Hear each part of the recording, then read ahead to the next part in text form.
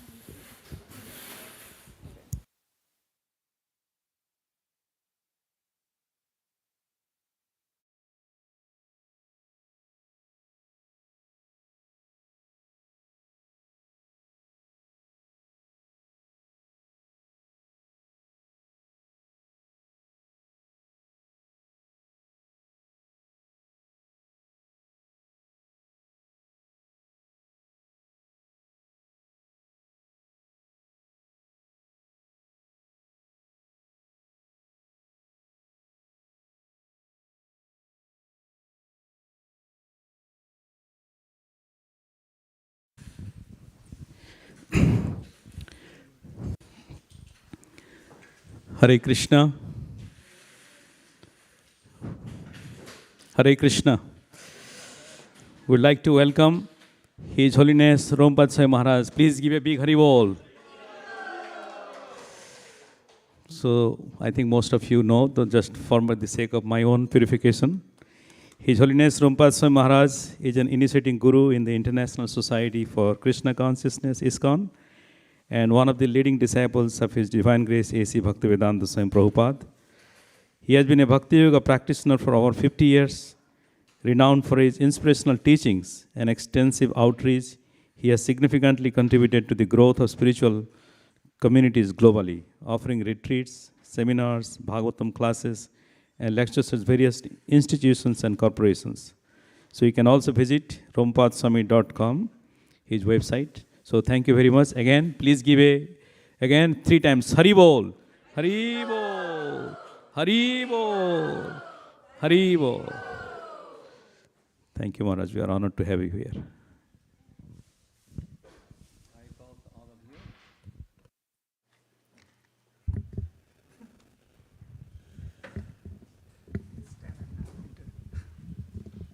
Let me adjust it. It's okay. I'll just move the mic. Let me adjust it. Let me adjust it. Thank you. Is there a Bhagavatam? Canto 1?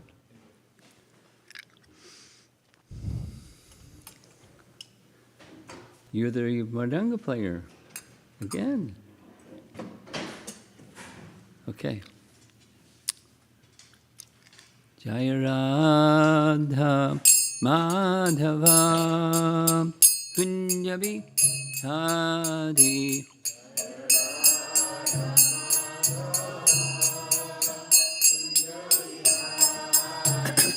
Jaya Radha Madhava Kunjabi Hadi Radha Madhava Kunjabi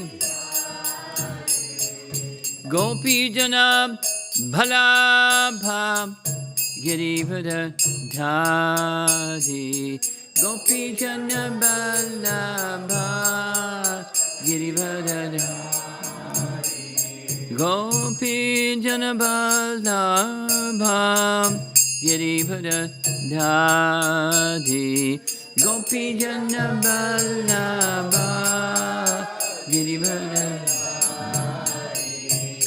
Jasodanandana Brajajanaranjana Jasodhanandana Brajajanuranjana Jamuna Tiravana Chadi Jamuna Tiravana Chadi Jaya Radha Madhava Kunjabi Adi Madhava Kunjabi Jaya Radha Madhava Kunjabi Adi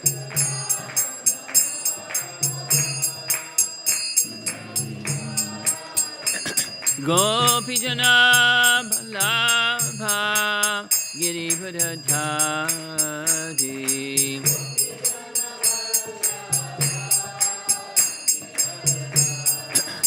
Gopijana Balabha Girivadadhari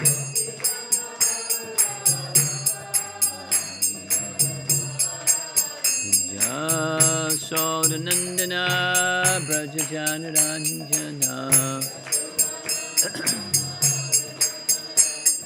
Jasodhanandana Brajajanuranjana Jamuna Tiravana Chadi Jamuna Tiravana Chadi Jaya Radha Madhava Kunjabi Adi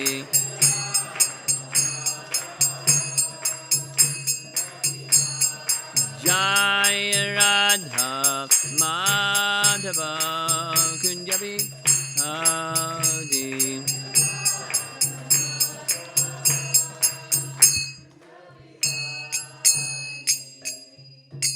Jai Om Vishnupad Paramahansa Parivajagacharya Astatara Satasi Srimad His Divine Grace A.C. Bhaktivedanta Swami Srila Prabhupada Ki Ananta Koti Vaishnavrinda Ki Grantaraj Srimad Bhagavatam Ki Gaur Premanandi.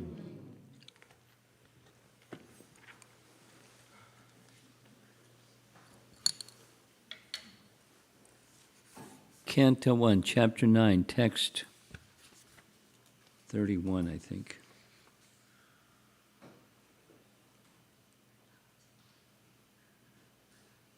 (32)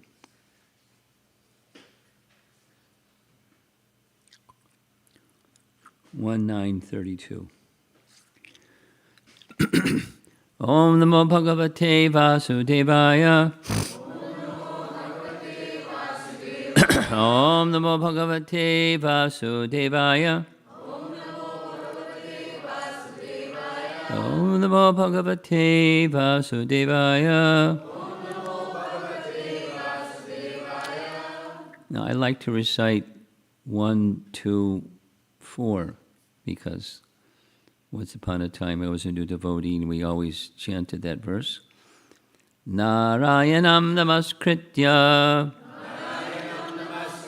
Naram chaiva narottamam Devim saraswatim vyasam Tato jayam udirayat. And the translation, I'll find the verse, text 4. It's up on the board. It's on the board, but I'm not, can't see it. There we go. Before reciting this Srimad Bhagavatam, which is the very means of conquest, one should offer respectful obeisances unto the personality of Godhead Narayana, unto Narayana Rishi, the supermost human being, unto Mother Saraswati, the goddess of learning, and unto Srila Vyasadeva, the author.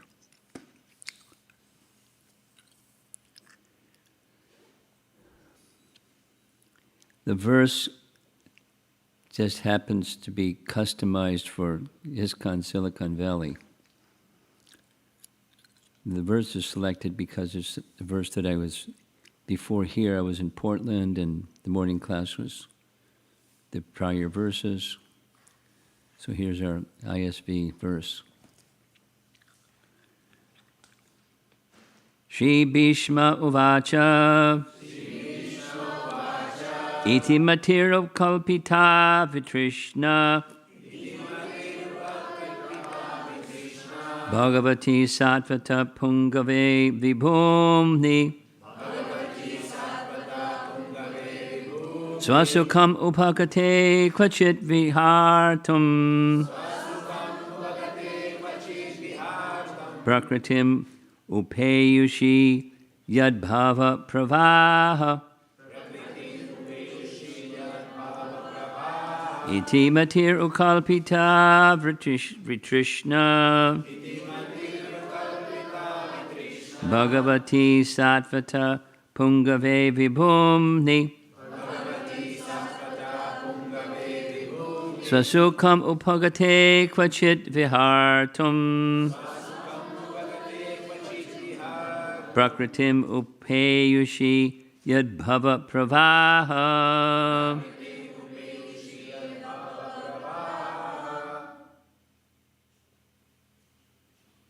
Others can chant. Shri Bhishma Uvacha Shri Bhishma Uvacha Iti Matirupakalpita Vitrishna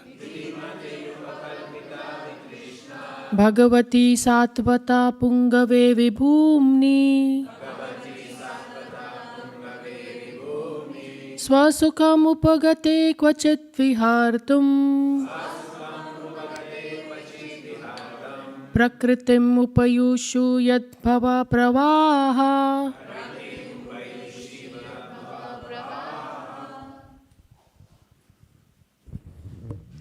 Shri Bhishma Uvacha Shri Bhishma Uvacha Iti Matirupakalpita Vitrishna Iti Matirukalpita Vitrishna Bhagavati Sattvata Pungave Vibhumni Bhagavati Sattvata Vibhumni Swasukham Upagate Kvachit Vihartum Svakachit Upagate Svakachit Vibhartum Prakritim Upayeshu Yadbhava Pravaha Prakritim Upeyushi Tadbhava Shri Bhishma Uvacha Shri Bhishma Dev said, Iti, thus, Matihi, thinking, feeling, and willing, Upakalpita, invested, Vitrishna, free from all sense desires, Bhagavati, unto the personality of Godhead, Sattvata Pungave, unto the leader of the devotees, Vibhumni, unto the great, Swasukham, self-satisfaction, Upagate, unto he who has attained it, Kvachit, sometimes, Vihartum, out of transcendental pleasure, Prakritim, in the material world, Upeyushi, do accept it, Yad Bhava, from whom the creation, Pravaha, is made and annihilated. Bhishma Dev said, let me now invest my thinking, feeling, and willing, which were so long engaged in different subjects and occupational duties, in the all-powerful Lord Sri Krishna.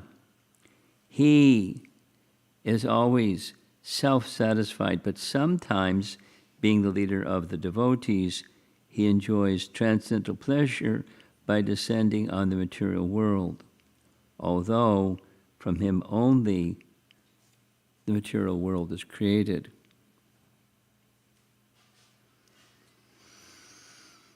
Purport by Srila Prabhupada.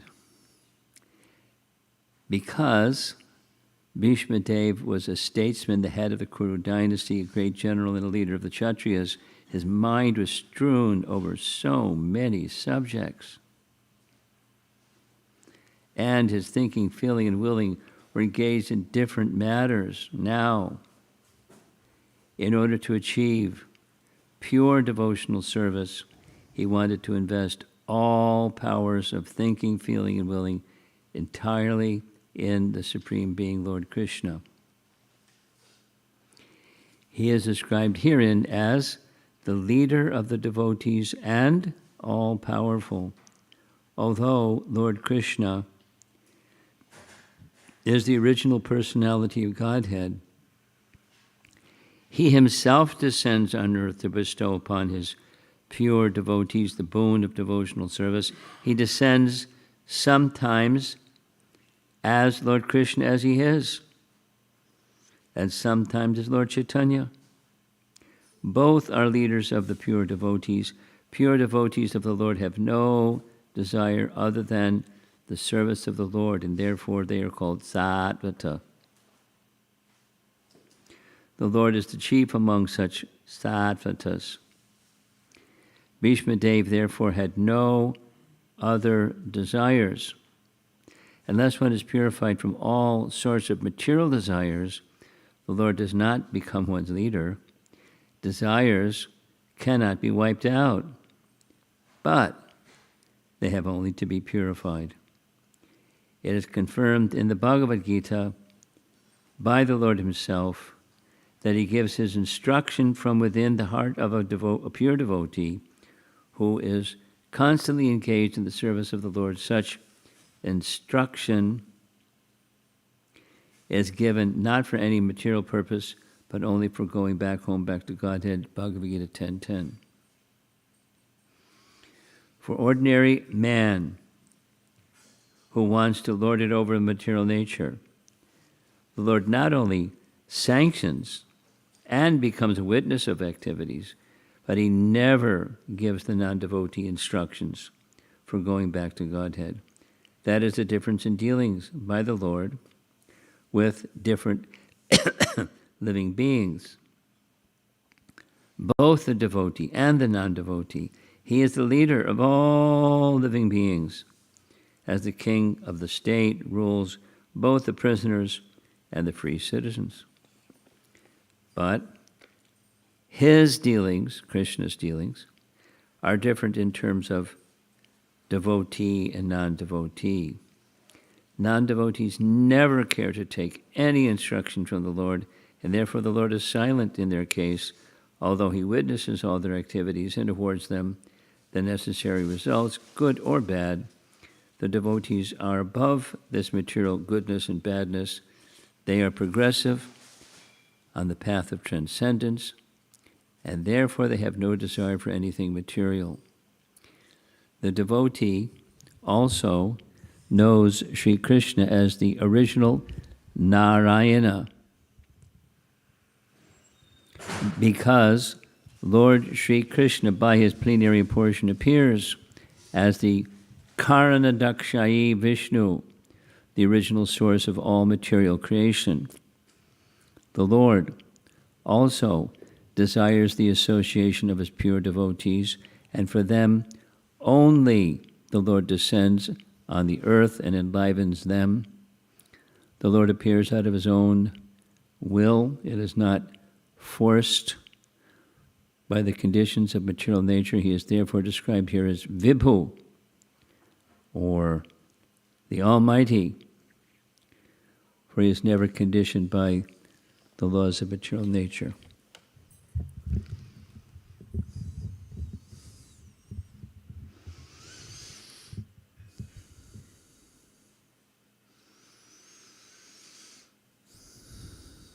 Many nice things to say about Bhishma Dev. And this is the beginning of a prayer, his prayer to Krishna.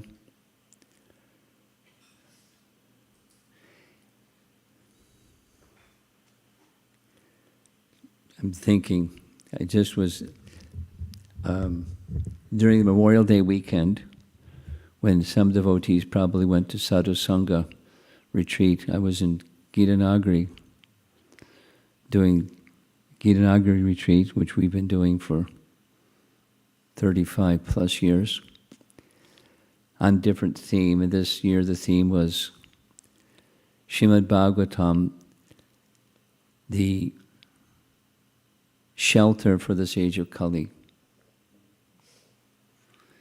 And one of the speakers that participated was Radhika Raman, who's a lover of Srimad Bhagavatam, so he was a perfect choice and to speak on the Bhagavatam. And he chose as his topic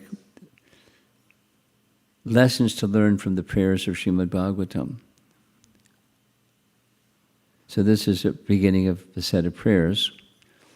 And he expressed something that most of us, if not all of us, have experienced. We like the storyline. And when it comes to prayers, we kind of like tune out or skip over the prayers and go to the storyline, because it's exciting.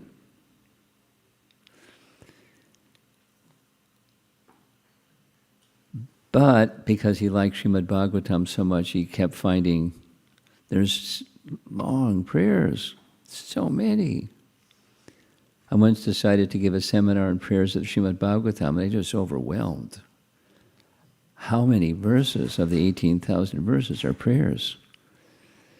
It's like drinking water from a hose. It's too much.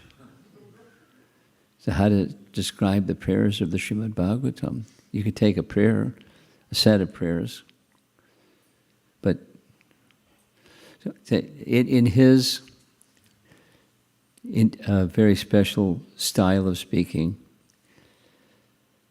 he explained how he, made a second pass on all those prayers, and he was advising us how we can pray, but by learning from the prayers of the great personalities that offer these wonderful prayers. So here we have Bishma Dev. They're just circling back to prayers by these great personalities reveal many things, but one of the many things is their heart and their heart's relation with the Supreme Personality of Godhead. And Bhishma Dev's prayers are very important because he's Bhishma Dev. He's one of our 12 Mahajans.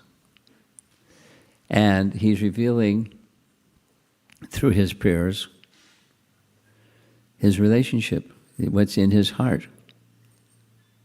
This is his parting moments. He's soon, by his own choice, he's going to depart his body. Now, who's going to speak these words when ready to depart our body? And what to speak of the circumstance, as you know. His body is completely riddled with arrows. He's lying on a bed of arrows. Painful. Get a little prick. It's painful. What to speak of arrow? What to speak of his circumstance? He is such a yogi that he was able to transcend the pain. And fix his mind on service. Bhakti has a special power, the power to take us beyond circumstance. Even such an extreme circumstance. I mean, our circumstances are never going to be extreme like that. His service was, of all things, pacifying the heart of Yudhisthira. Now, Yudhisthira came to pay his respects to one of the persons that was the cause of his not wanting to engage in the battle. The battle's over, and here's grandfather Bhishma that cared for them like a grandfather, like a pure devotee grandfather. And there he is lying on a bed of arrows. One can imagine pools of blood here and there. And how is Yudhishthira feeling? He, Bhishma Dev, rose above his circumstance and pain and was speaking to pacify the heart. This is before his prayers, just before his prayers, this whole section. The position of Yudhishthira, like the position of grandfather Bhishma, and like the position of a pure devotee, is they have only one interest, and that's the interest of Krishna. Krishna indicated his interest, his plan, and Yudhishthira followed. Arjuna also followed, and everyone on the Pandava's side, they followed. Now, it wasn't a yummy plan to kill. But the part of Krishna's plan was the purpose for his appearance, or one of the main purposes of his appearance, the appeal by the demigods headed by Lord Brahma to relieve the earth of the burden of demoniac kings, and so that's what he was doing. And is using the instrument. I mean, he doesn't need instruments, but he engaged the Pandavas and the army of the Pandavas as his instrument.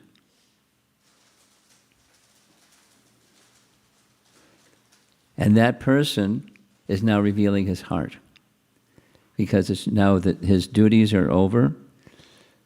He waited, the previous verses, he waited for an auspicious time, the movements of the sun heading in the northerly direction. Like Monday coming up is an auspicious day, right? Amongst many auspicious days.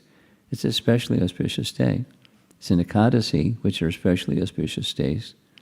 And it's Pandava Nirjala Ekadasi. So what's you consider, I don't need an answer, what's your plan for recognizing that auspicious day and receiving auspiciousness of the auspicious day? In grandfather Bhishma's case, he then, with his own mind, with volition, decided to give up his body as the sun started moving in the northerly direction. He doesn't need to do that. No harm, no need. But setting an example and accepting auspiciousness, his resolve was made, knowing that was Bhishma Dev's plan. Krishna had come. I mean, it was perfectly orchestrated. Yudhishthira, prior, going back in time, the Rajasuya Yagya was performed. And the Rajasuya Yagya means it's a yagya to establish here's the emperor of the world. There's a nice description. Before the Rajasuya Yagya was to be performed, there was an obstacle, Jarasandha. I'm just speaking the storyline of the Bhagavatam. We'll get back to the prayers. So Krishna gave a service to Uddhava. 2 messengers had come. Kings, who are devotees of Krishna, imprisoned by Jarasandha. Help! Yudhishthira, his dear devotee, please come and preside over the Rajasuya Yagya. So turn left or turn right. He turned to his GPS. Uddhava, what should I do? Uddhava said, turn right. Yudhishthira is your dear devotee, but for the Rajasuya Yagya to be formed, then all opposing kings, and there's a big opposing king, Jarasandha, all opposing kings have to be defeated. So first destroy Jarasandha, and then the Rajasuya Yagya turn right, and then turn left. No, Krishna orchestrated the scene. He didn't need Uddhavas, but he's giving Uddhava some service, just like he gave Grandfather Bhishma some service. Just like Grandfather Bhishma did in pacifying the heart of Yudhisthira, because he's Grandfather Bhishma. And solace.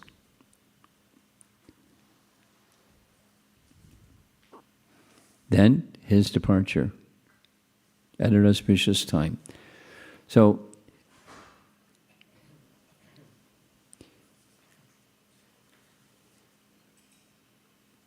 just before they came onto the battlefield, where Grandfather Bhishma was still lying, doesn't say how many days, but some number of days just lying on the battlefield. Because they had the second Rajasuya. And there comes Yudhisthira with his crown and royal attire to enliven Grandfather Bhishma, because they knew, that's what Grandfather Bhishma wanted. And Grandfather Bhishma wanted what Krishna wanted. So it was done. They came to offer their respects to the departing Grandfather Bhishma.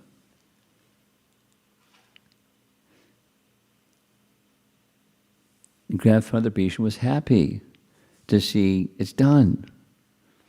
Demoniac kings, on whose side he was fighting for different reasons, and Yudhisthira is now officially the king. Haribol.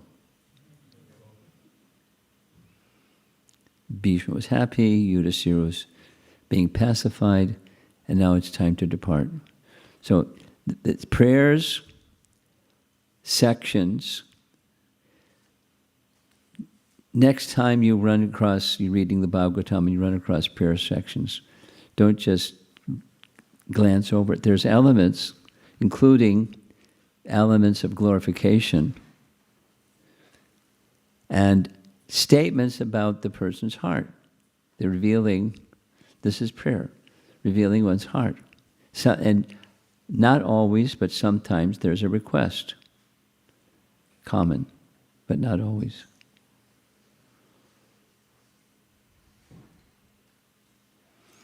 So the relationship of Bhishma Dev, one of the 12 Mahajans, is he's done so many things. And I was thinking, because this is the verse and sequence from other verses, it's a good ISV. Because how many here have many duties in your life today? Everyone has.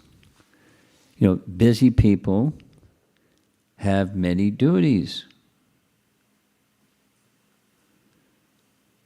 I can tell you, even persons in the sannyas order have many duties.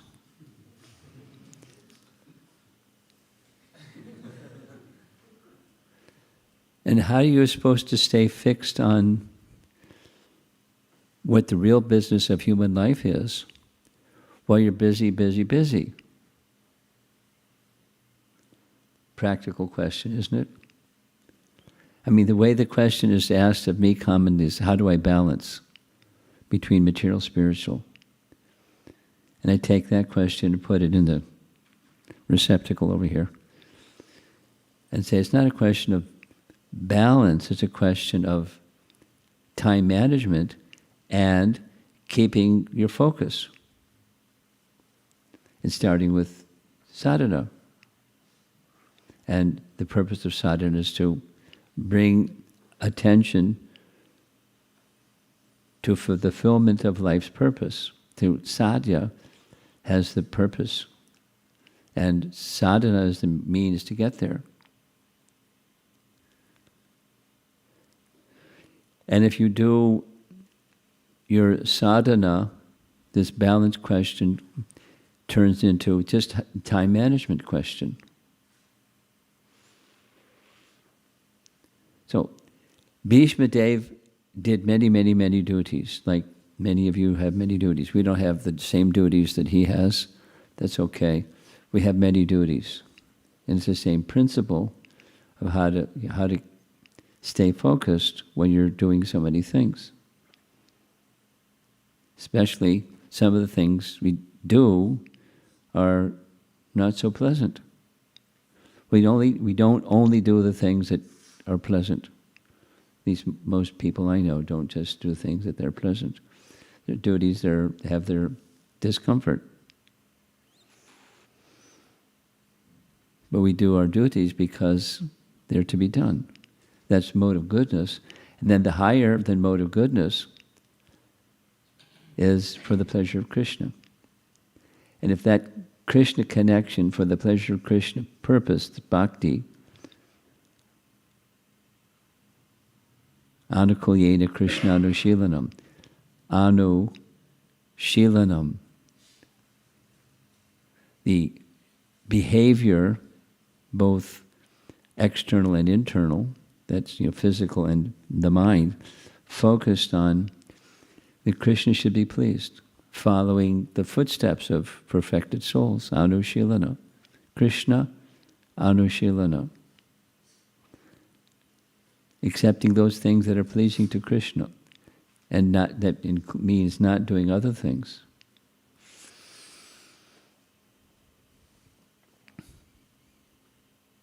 That's the path of striving for, the sadhana for striving for pure devotional service, or Krishna being pleased. In reading the purport, I noticed Krishna comes for the pleasure of his pure devotees. But other parts he's saying, which is true, he comes for other reasons than just his pure devotees.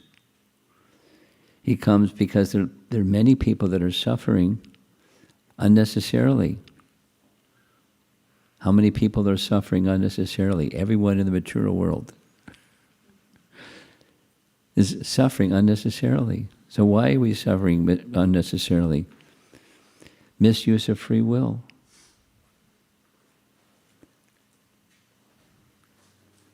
Some people argue, why does Krishna give us a choice? He should just mandate no free will, just make the right choice.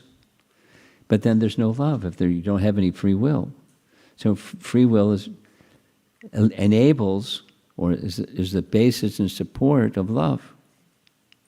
You choose to be in a relationship with Krishna because you choose it, because that's a loving choice.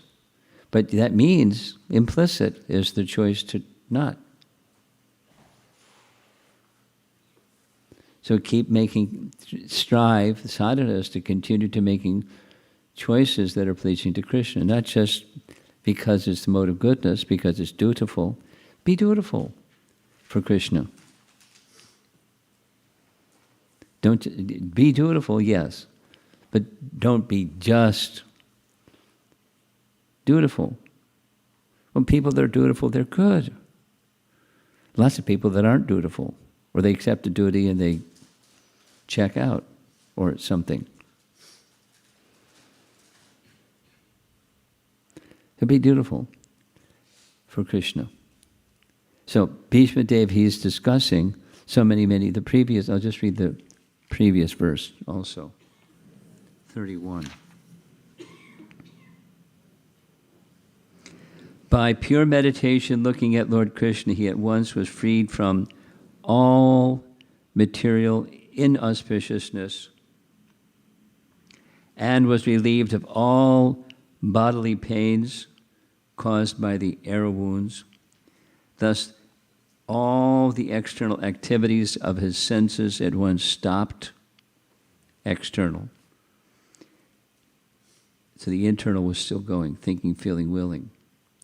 And he prayed transcendently to the controller of all living beings while quitting his material body. So he's completely focused. And it's not by accident, it's by years and years and years and years and years and years and years and years. His grandfather, Bishma, very elderly, and years and years and years and years of not just being dutiful and caring for his grandchildren and upholding principles of Dharma and all the other things that Bhishma Dev did.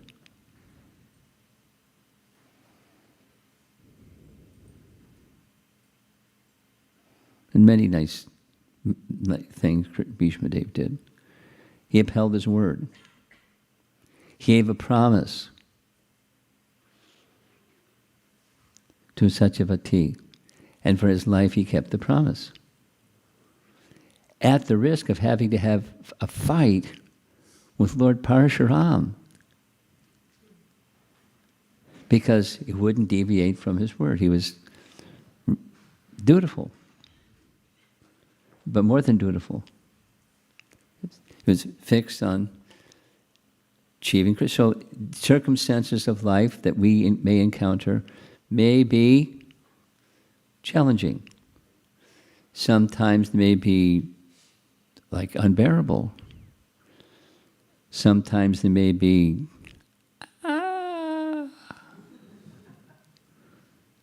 sometimes. So what to do? It's a little bit the discussion yesterday. What to do when somebody is really mean, and how you say samadarshana to somebody who's really mean. You can't do that if you're not fixed. Sometimes you snap back when somebody is harsh. It's easy. Get pushed, you push back. It's easy. Doesn't mean you don't use your arms, but you don't change the position of the pleasure of Krishna. So back to Bhishma's prayers. In prayer, this is now I'm remembering, because I listened to the recording of Radhakraman's class several times because it was so good.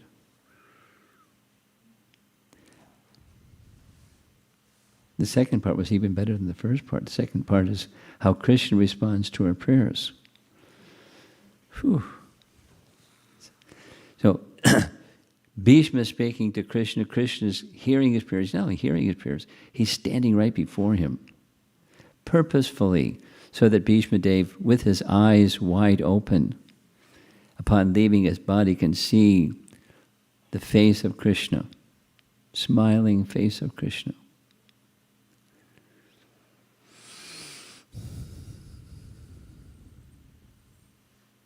And leave his body in that circumstance. So he's glorifying Krishna and his intimate relationship with Krishna, understanding Krishna's position. So one of the things he says specifically is, he who created this world, of his own volition, sometimes he comes into this world which he has created. I'll read. He enjoys transcendental pleasure by descending on the material world, although from him only the material world is created. And sometimes the example is given of a spider from his body. He makes a web and then he goes out and crawls around his web. But the web just came from his body. So Krishna creates the place. And it's not he enjoys like we enjoy fruitive activities. He's very playful, and he's incredibly creative and adventuresome, and he's cool. And very entertaining. And he enjoys. And he's above criticism, although people criticize. Some people criticize this and that. Here's a little detail. I'm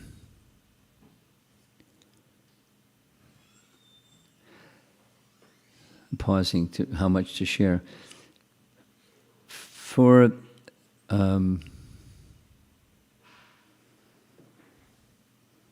maybe 5 years now, I've been conducting a weekly class with the Chinese devotees on different topics.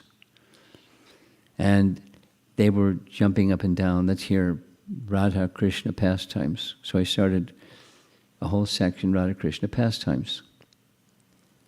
And then they started complaining. Someone, not everyone. This is sinful. Swakiya and Parakiya. Swakiya, okay. He's got 16,000 queens, okay. So it's sinful. So how can Krishna do sinful? So I gave several answers, and I'll just give one. I'll give two. One time Prabhupada was spoken to by a scholarly gentleman who said, he was using the word debauchee. Why do you worship a debauchee? And Prabhupada's immediate reply was,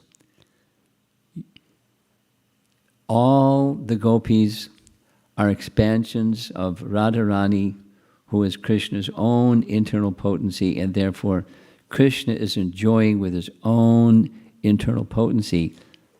Dear sir, you're the debauchee. One of those living entities that are expansions of Krishna. You're enjoying what is Krishna's.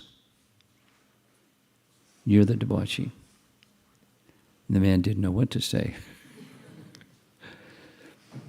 He didn't. He just became silent. And another nice reference, I hadn't noticed it before, but sharing something that I recently noticed. I like Sri Brahma Samhita. Maybe some of you also like Sri Brahma Samhita. And verse 56, the one that has the different meter, Shriya Kanta Kanta Parasho. So the Shriya Kanta, the explanation and extensive commentary from our acharyas, the verse says it and they expand on it.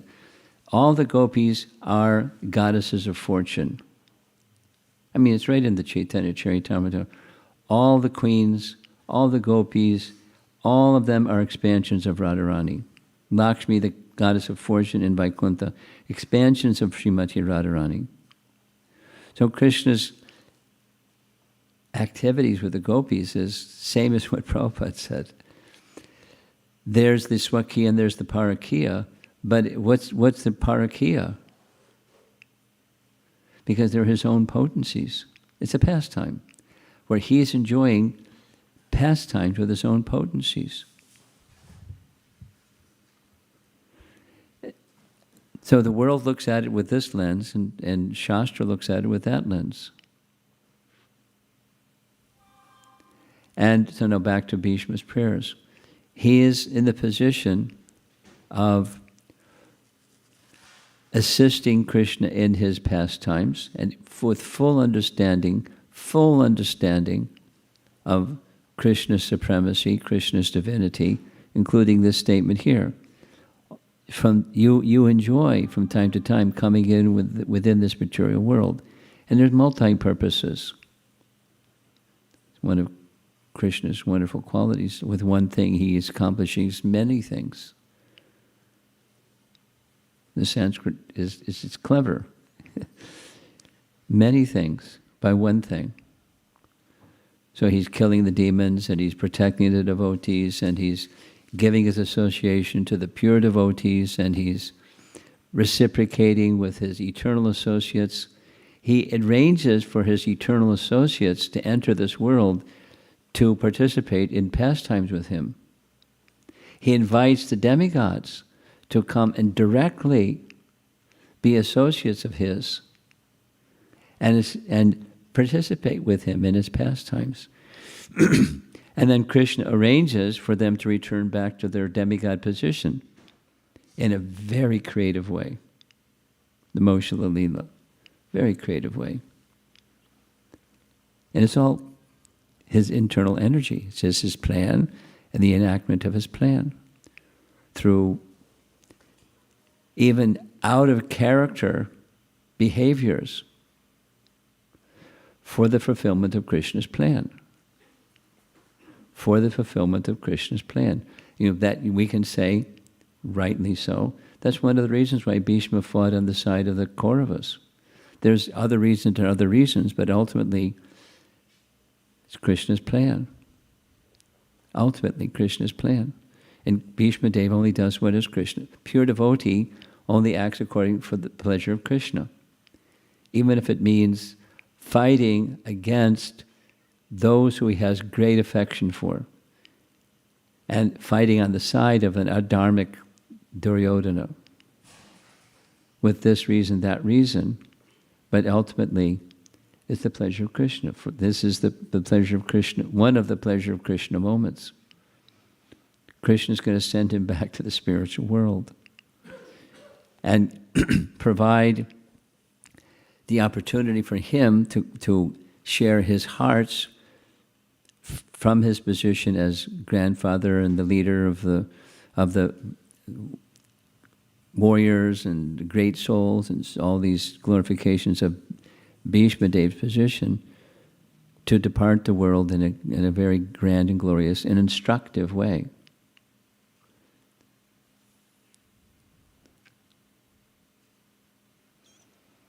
Not so likely we're going to get the notice that Bhishma Dev has when the time of death is going to come. It may be. It may not be.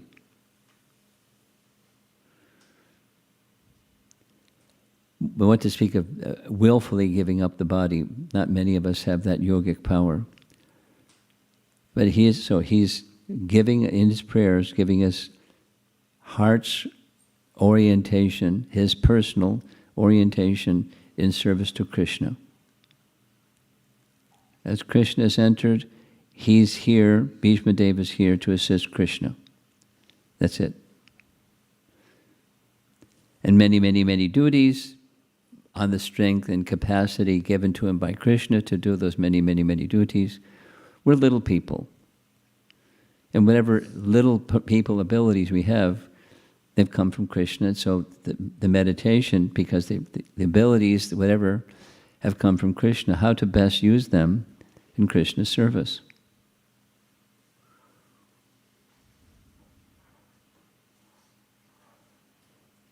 We're really fortunate, most fortunate to have the association of our founder, Acharya Srila Prabhupada, and his commentaries on transcendental literatures, volumes and volumes and volumes, even after his departure, to guide us in the world, the light of the Bhagavat, to give light in this dark age of Kali. And we also have a nice opportunity to turn up the light in this dark age of Kali.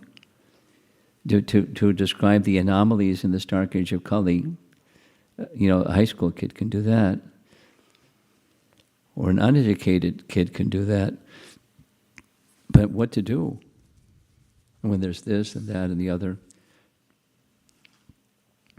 Srimad Bhagavatam is Krishna's answer to that question. And he did so through Vyas and so forth and so on.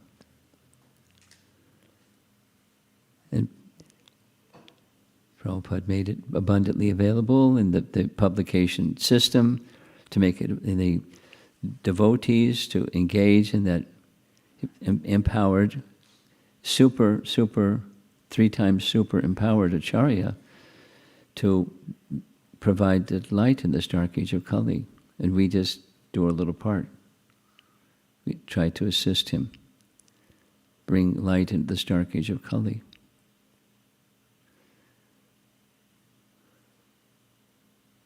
Okay, I'm going to end.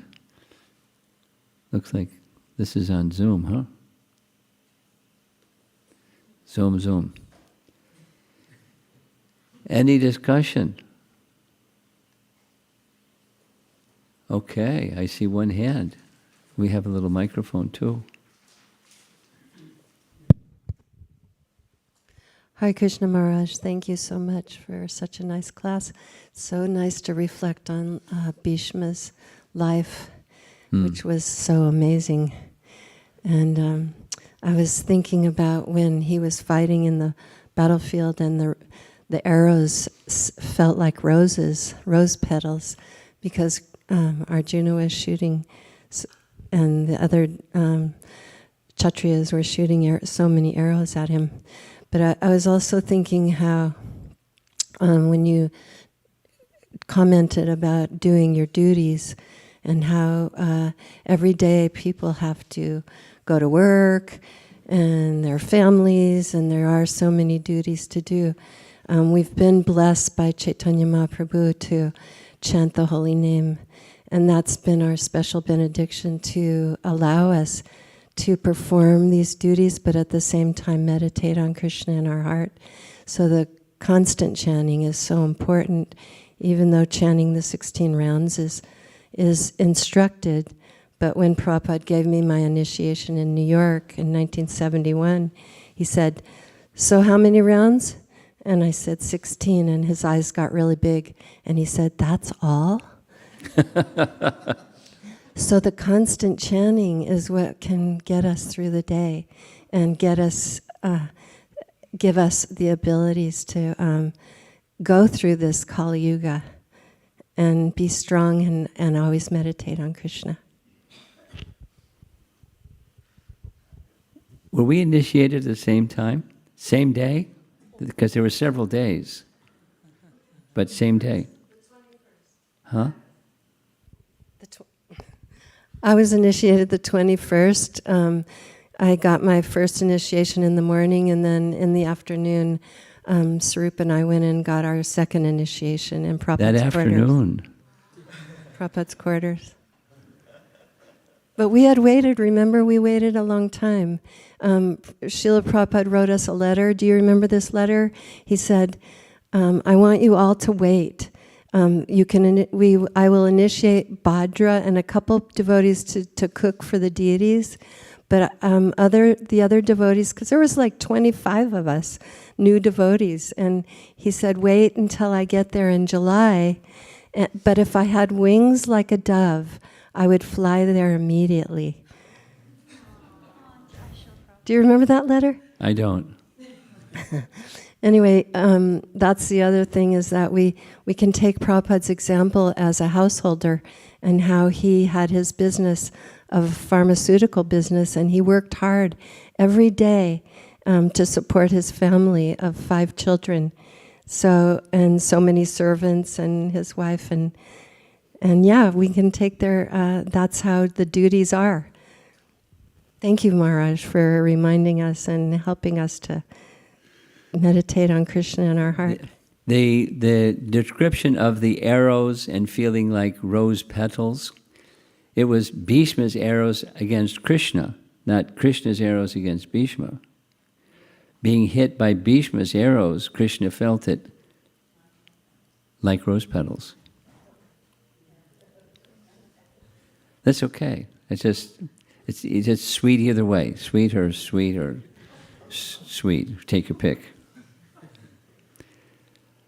Someone in the back.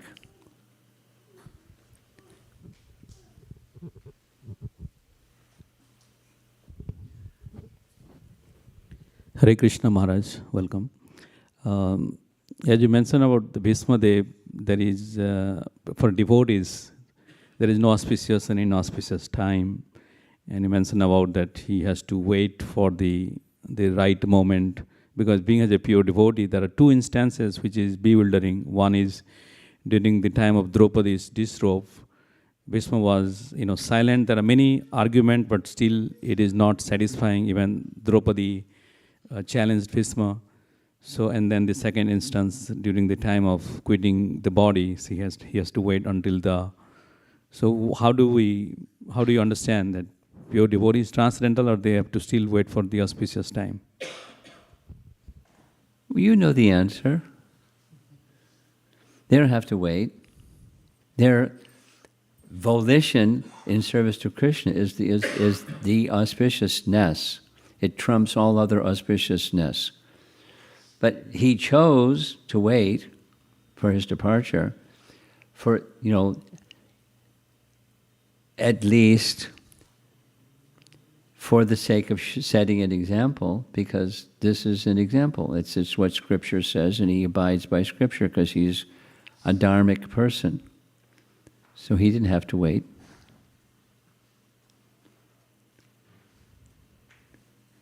And the other example isn't, I don't see the auspiciousness. He chose to not stop the disgrace of Draupadi, and you wanted, what does it have to do with auspiciousness? Could you explain your question a little bit better? No, this is the second question, which is not necessarily related to auspicious, but in Draupadi's time, he was not even, he could have stopped it. Yeah, he could. He's the grandfather Bishma, just lay down the law and that's it. So, he was silent. One can look at external and one can look at internal. The internal is to give Draupadi, he acted the way he acted, to give Draupadi the opportunity to take exclusive shelter of Krishna, and Krishna did what Krishna did in reciprocation with her exclusive shelter of Krishna. So to facilitate Krishna's volition, Bhishma Dev remained silent. That's my understanding of the higher order of why he remained silent. Now there's external and other kinds of explanations. Thank you, Maharaj.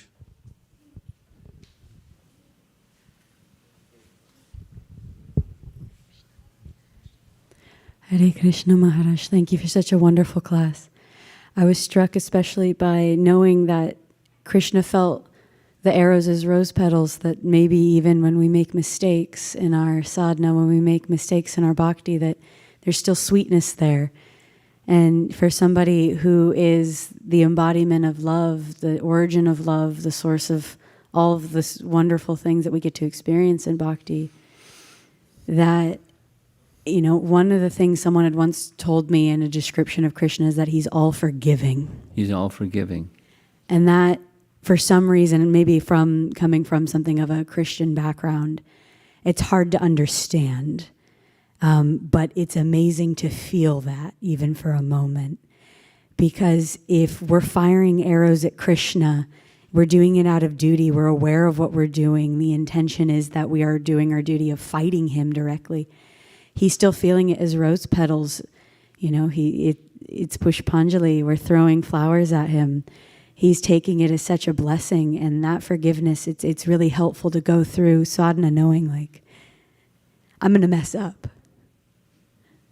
It's inevitable, but he's loving anyway. When Bhishma was firing arrows, the arrows were not being fired at Krishna, they're being fired at Arjuna. But Krishna was in front. And here comes an arrow, and here comes an arrow, and here comes an arrow. And that's one of the reasons why he fought on the other side for Krishna's pleasure. So, the arrows of Grandfather Bhishma's, my happiness. Now, how did Grandfather Bhishma feel when the arrows he was shooting at Arjuna entered the body of Krishna? Oh, no. But, that's just part of the reciprocation of the lovingness of Krishna. Krishna was deriving pleasure, even if it meant the discomfort of his dear devotee, Grandfather Bhishma. It's mysterious. Look at things superficially, and how to come to that stage where there's only one purpose, and that's pleasing Krishna. That's our life. That's at least the opportunity of our life. Now, back to your comment that Krishna's forgiving. There was no need to forgive Grandfather Bhishma, because Grandfather Bhishma was only doing what Krishna wanted Grandfather Bhishma to do. Forgiveness is already included. No, so willfully, then there's down from the pure devotee position, willfully doing something that's not to be done. Apichet sudaracharo bhajate mamana sadhureva samanta. So, Shipram bhavati dharma. Krishna corrects that situation.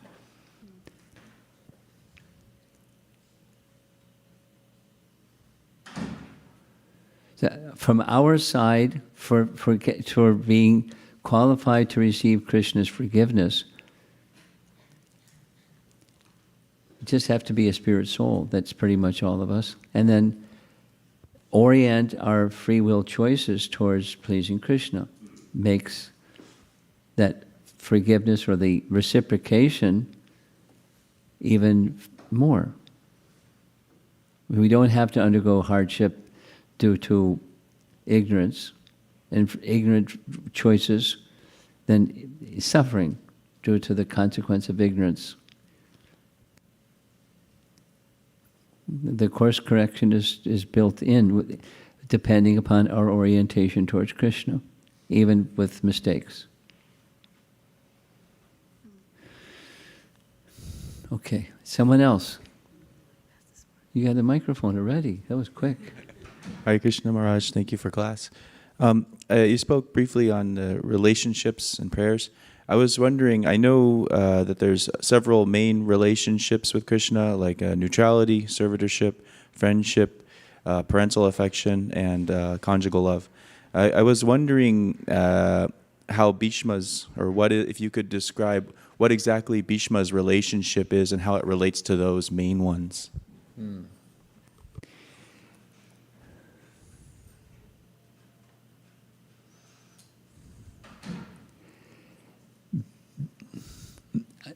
I'm trying to think of a scriptural reference that gives the answer to that question, and I can't think of an explicit scriptural reference. What I can think of is his mood is a mood of service.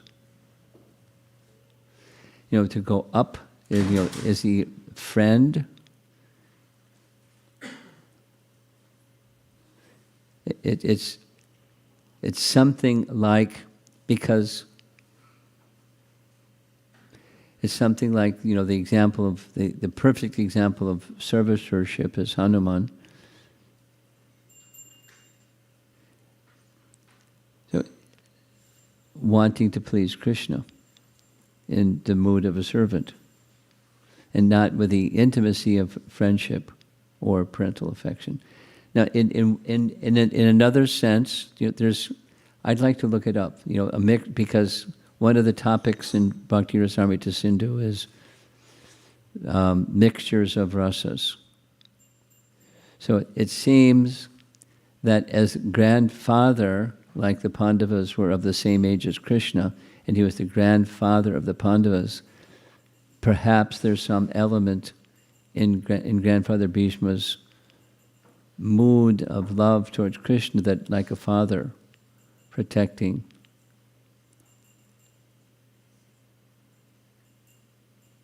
Krishna. Some parental affection, perhaps. But I can't think of a scriptural reference that says mixtures of rasas. Which ones? Someone's got their hand up. You have an answer to that question?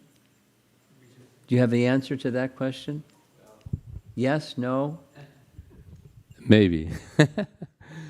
My understanding is that it's a relationship of chivalry. But that's a secondary rasa. He wants the primary. I don't think, I don't think there is in the first. And that's a secondary relationship, as far as I know. I might have to investigate further, but I never heard that it was a... Well, he's asking primary. Yeah. Which of those primary? So that was a maybe. There was someone else. Who's the someone else? Okay. Hare Krishna Maharaj. Thank you very much, Maharaj, for the wonderful class. Few points that were resonating with me. Like you mentioned about we have so many duties to do in this world. Though they are not of your liking, still you have to do it as a matter of duty. That is like to be in the mode of goodness. And like you gave the example of Yudhishthira Maharaj and Bhishma were doing so many roles. But the important thing is to stay focused on the goal, which is to do our sadhana and bring our attention. Maharaj, I had, you mentioned about time management. Like the question comes often is, how do you balance the duties? But it boils down to, you mentioned about time management. Maharaj, I have one very specific, like if you could elaborate on, like the time is limited, so you have to do your sadhana and also execute your occupational duties. So how do you, if you can elaborate on time management? The second question to that is, Whoa, whoa, whoa, whoa, whoa, whoa, whoa, whoa, whoa. Stop.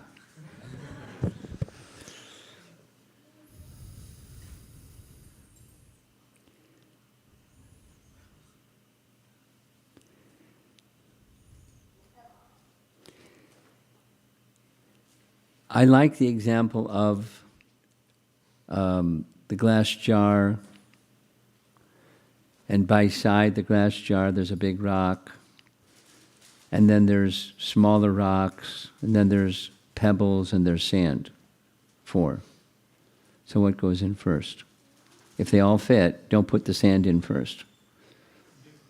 So now how you or somebody else makes sure that the big rock goes first is going to be different. Common, not always universal, but common is first thing in the morning, before other stuff. I was just having a discussion with one devotee. They like reading the Bhagavatam first before they start their japa, because it helps them with their japa. And make sure that they do the reading, because they're going to chant their japa. But if the light gets... So, different, just in short, rather than the variegated ways that something might happen. Big rock first. And because it's the most important. Here's a nice statement from Vishwanath Chakravarti Thakur in Madhurya Kandambani, in the Bhajana Kriya section, and then it comes later in the Nishtha section, where he says, same thing twice, emphasis goes to chanting, but implicit is the other 8 processes, because chanting is the starting point of the other 8 processes. So while speaking and writing about chanting, Nama Kirtan specifically, it's implicit, although not explicitly stated, the other processes as well. So, the core practice, core activities of bhakti, starting with chanting, that's the big rock. And so our life is to do that. And then following behind, my little expression is, the horse pulls the cart. However much stuff you have in that cart, it's pulled by the horse. So if you do the horse part properly, then the cart can move progressively towards the goal. So it's time management. So what works for you to do the big rock first activity, that you have to work on and take guidance from senior devotees and sadhu sangha to do the bhajana kriya properly. But that's first, and then all the other activities follow that. Secondary.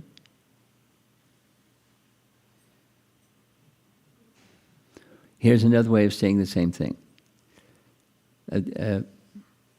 There's a priority: health, sadhana, seva. Without elaborating. One more question. I'm looking at the clock, it's 17 after 9. Oh, you have a second question. Go ahead. Maharaj, I think before I asked, you almost answered this question, Maharaj. Okay, thank for you. The part, so I'll pass on the mic. Thank you, Maharaj. Get mind reader or something. Anything else? Yeah. 9:30. Okay.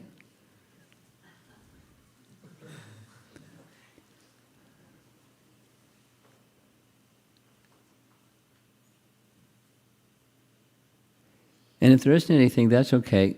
I was told there's something with children. Are the children in the wings waiting for something?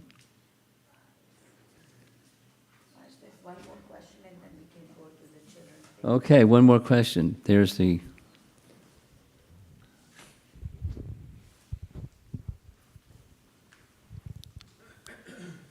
Thank you, Maharaj, for visiting ISV. It's always a pleasure to see you. I've been seeing you for several years, since Pilani. I met you in Pilani in 1996. And You were a student there? yes, Maharaj. Really? Blast from the past. There are lots of blasts from the past in this room, I tell you. Go ahead.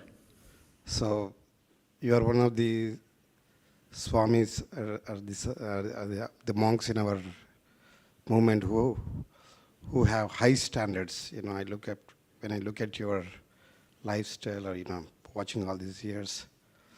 So, it's a very good example. And my question is, how do we have such a big society now? In the numbers are in thousands, maybe 1 million devotees all across the world. How do we make sure we inspire all of them to bring them up to these high standards? How do you ensure...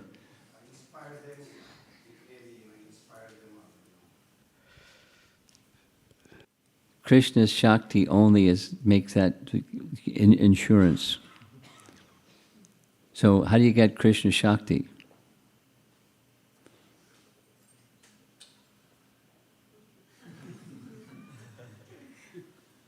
Make the heart a fit place, that means pure, for Krishna's empowerment. And then Krishna will do with each instrument what Krishna wants to do. And a very essential part of becoming a fit instrument for Krishna's empowerment, Krishna Shakti, is faith in the holy name. A little story, and then we're getting ready for the kids. One of Bhaktisiddhanta Saraswati Thakur's disciples was the exception to a rule. Bhaktisiddhanta didn't like that devotees just did chanting and didn't do service. But there was one devotee who became a Babaji, official Babaji. Bhaktisiddhanta wasn't like encouraging disciples, the opposite, from becoming Babajis, in artificial ways, primarily. But one devotee he just liked chanting. So as Bhaktisiddhanta was traveling and he came to the temple where that devotee was, the leader of that Gaudiya Math temple complained, this fellow just chants. I said, it's okay. He's genuine. So later that same, I'm purposely not mentioning his name, that same devotee, disciple of Bhaktisiddhanta, on one occasion was sitting with Srila Prabhupada and Ban Maharaj, and appreciating both of them, and then he asked the following question. This is Krishna Shakti topic. Both of you, Ban Maharaj and Swamiji here, you're both highly learned, you're both very eloquent writers, you both were given an instruction by Bhaktisiddhanta to go to the English-speaking parts of the world and present the teachings of Chaitanya Mahaprabhu, and one was very successful and the other was not. Why not? And they were laughing and, cajoling, and he said, because he had full faith in the holy name. And you don't have that, you're scholarly and you wrote eloquently and elegantly, but not the same. He was successful because of his implicit faith in the holy name. And you read, I'm sure you've read many times, Prabhupada's prayers aboard the Jaladuta. Why have you brought me here? So what did he do? He had his Bhagavatam, so he spoke Srimad Bhagavatam, but and distributed prasadam. But, it's the chanting of the holy name, and the chanting of the holy name, and the chanting of the holy name. So, it's not like that's all he did, but it's how he brought a transformation, dynamic transformation. His faith was transferred to his followers, faith in the holy name. Other things, and so back to your question. That's the secret ingredient. Dial up faith in the holy name. However you may do that. It's, similar to the question of time management. The big rock. Okay, I'm going to end and invite whatever's next to be next.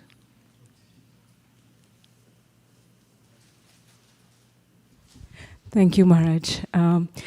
Give us actually 5 minutes because our scheduled time is 9:30. So I actually want to ask one more question, if that's okay.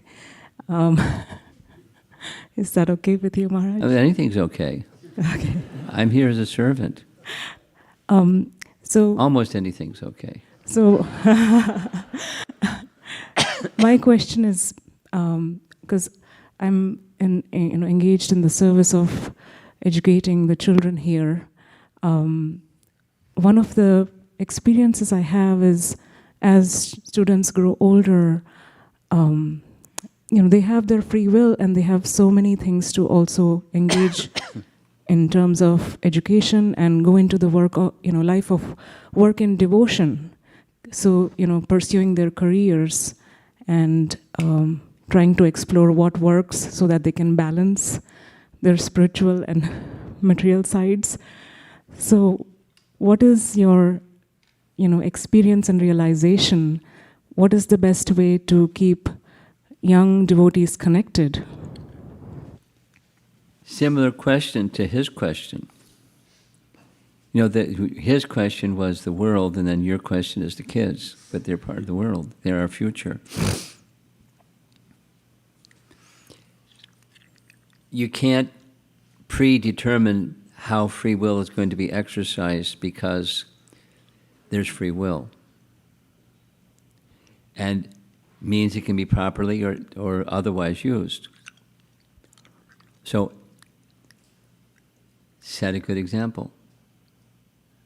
Now, that's not just be strict, set a good example, but touch the hearts.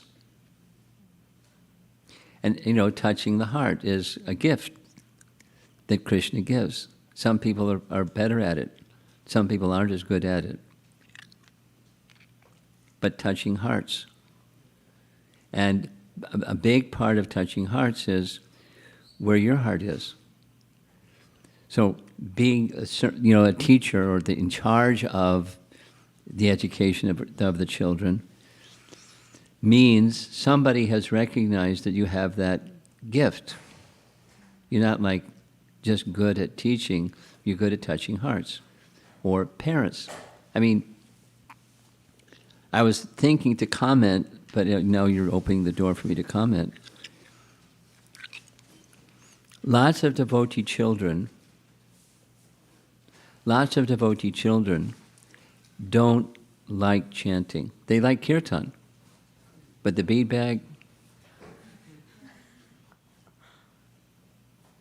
It's an austerity. yeah, you're controlling the mind. So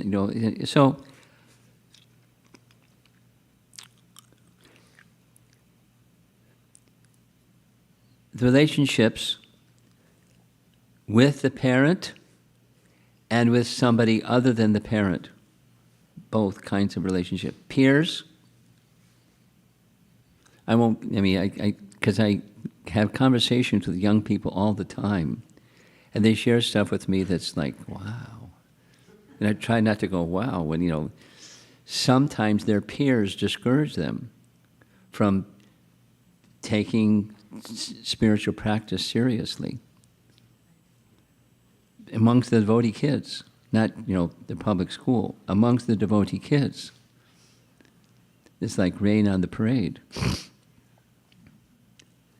So how does that happen, and how does one respond to that happening? Because this is a place that Vaisheshika Prabhu spends a good deal of time, I'll share something with all of you. This effort that he has created to take kids during their Christmas break, and they give it a name, I forget what they call the name. Global Youth Retreat. What? The Global Youth Retreat. Yeah, the youth, they just say youth retreat. So for young people, they were not heading off the cliff, but their Krishna consciousness has become revived from their experience at the youth retreat.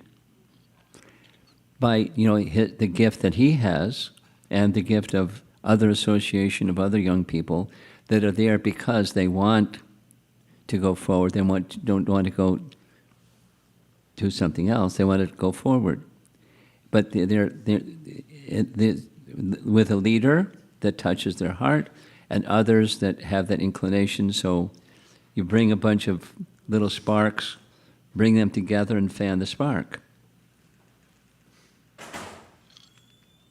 And it's helped them. Although they're from devotee families, they're now in the position, their orientation is moving towards doing what the mission of human life is, rather than, a phrase that I've been using in those past 4 conversations is, supposing you're given $1 million. Being born in a devotee family is like, just here's a gift. And no rules about you can't use it for this or for that. Now, how are you going to use it?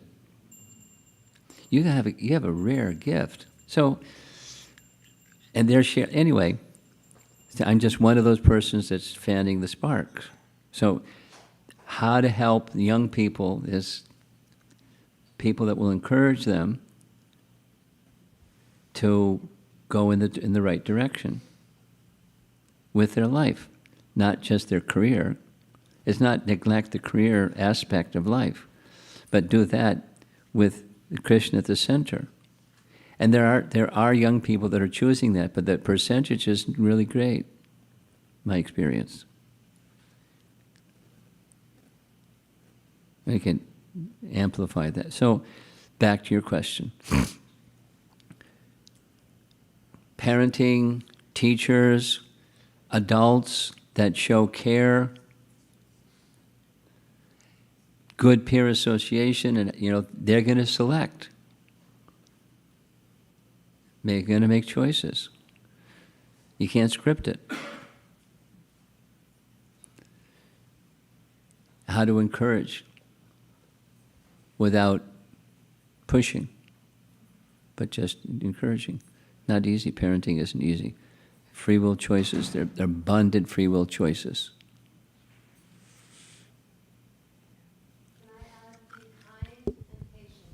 You want to add something? Be kind and patient. Yeah. Kindness, there are different ideas of what kindness is. Kindness doesn't just mean patting someone. Kindness means different things at different times and different circumstances. But that when the person understands where the kindness is coming from, although it may be, not just a pat, it's coming from a place of kindness. That's touching the hearts. That's what I call touching the heart. I'm reflecting on how Prabhupada taught us and how he acted towards us. Well, you weren't on the receiving end, but I know people that were on the receiving end of very strong words. Of late, here's a for example. Of late, I'm listening to the recording of Srila Prabhupada chanting japa, and I only know where it was because Nayana Baram told me where it was. It was 61 2nd Avenue, and Nayana Baram 3 times told me I was the one that Prabhupada said, sit properly. And he described the situation, he chuckled, but he took it the right way. It was kindness. It wasn't pat. Sit properly. Right in the middle of this intense japa session. And Nayana said I was slouched over, leaning against the altar, which was kind of a raised altar, and, elbow up. And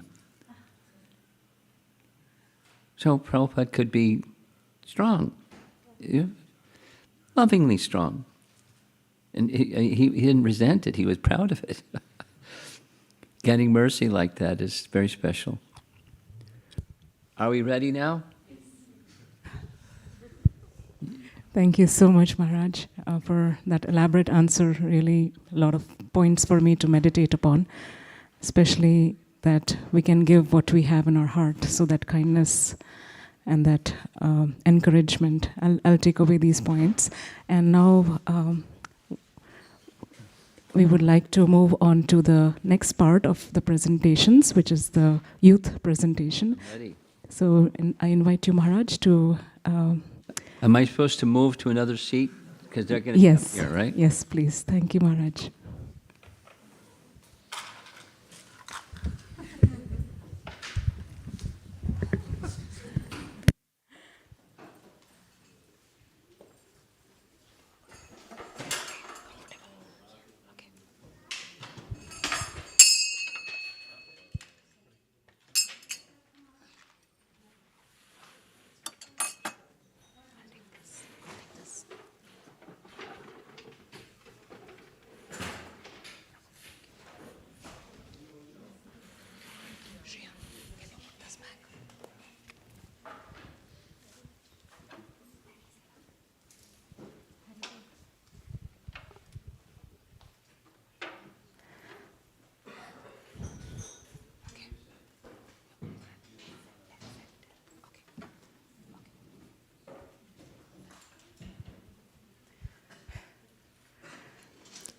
Thank you again. So request everyone to stay settled. Our program is not over. So thank you again, Maharaj, for a wonderful class on the meditations on Bishma Dev from the first canto of Srimad Bhagavatam. So many wonderful points that were brought out on how these devotees who are at a very advanced stage, they do everything for the pleasure of Krishna. So we will now go on to a presentation which is actually based off of a story from the 10th canto, and this is from a book, Disapproved but Not Disowned by Gaurang Darshan Prabhu. And it's a collection of various pastimes where devotees may make mistakes. And how does Krishna respond to that? How does he reciprocate to protect their devotion but encourage them?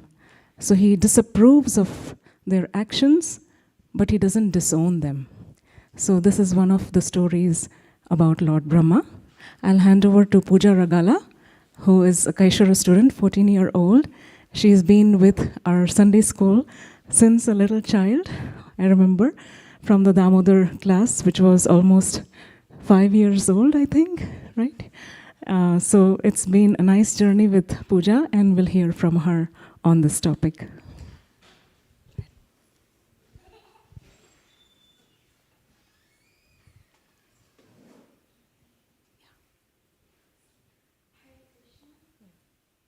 One second. Is it turned on?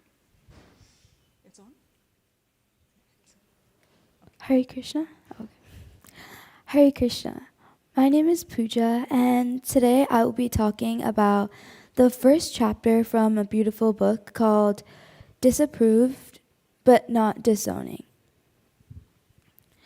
So this chapter will go through a beautiful Leela that intertwines many important lessons that we should learn and implement in our lives. This chapter is called A Glowworm in Front of the Sun, and it teaches us that an attempt to display one's minute power in front of the Supreme Powerful only proves to be futile. This beautiful Leela starts off with the cowherd boys and Krishna heading into the forest after their mothers had packed them a very delicious foods. They went into the forest and they sat under the tree while they were grazing cows, and they were all sharing together happily. And in this scene, Krishna was sharing his food with all of the other Gopa boys, and the other Gopa boys were sharing their food with him. And the Gopa boys would even take the food that they were enjoying out of their mouths and give it to Krishna, and Krishna would eagerly eat it. And watching this scene, even the demigods who were looking from above were questioning this and were asking, is this God? But for Krishna, sweetness and simplicity are predominant, especially in Vrindavan, more than majesty and formality. While they were having a picnic, the cowherd boys slowly realized that all of their cows had wandered away. And because of this, all of the cowherd boys were very worried.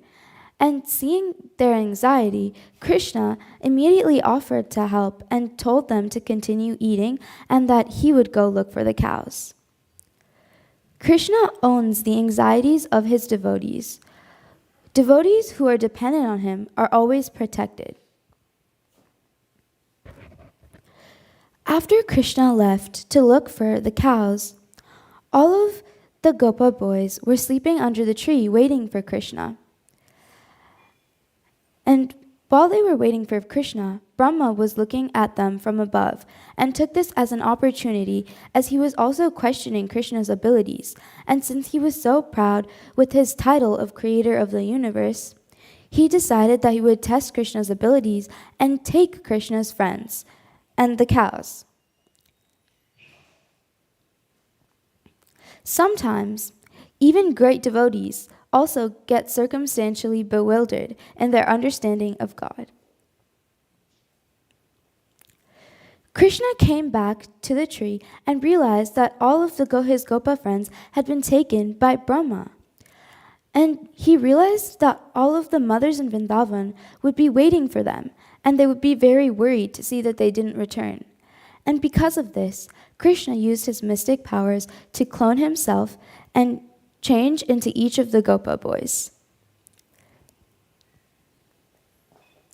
Then he safely returned to Vrindavan, and all of the mothers in Vrindavan were happy.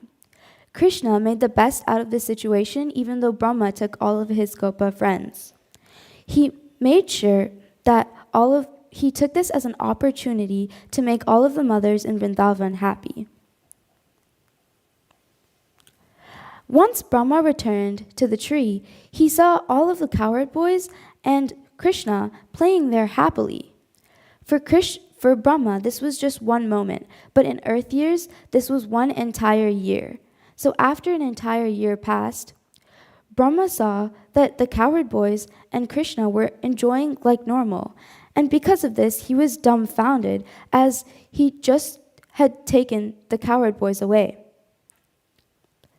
When Brahma was looking at them, Krishna and the cowherd boys transformed into Vishnu, so Krishna would be able to show Brahma that his true form. Brahma, seeing this, realized his mistake and asked for forgiveness from Krishna.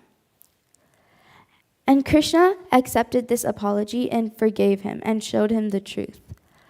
All of the negative reactions of one's mistakes are burnt in the honest fire, in the fire of one's honest repentance to the Lord. In conclusion, although Brahma created the universe and holds a very high position, Krishna is always superior to all living beings. One who can see this will be appreciated and protected by the Lord. Although we also will reach great positions in our life, we have to remember that everything happens by Krishna's grace and mercy, and we should always stay devoted to the Lord. Hare Krishna. Thank you for listening.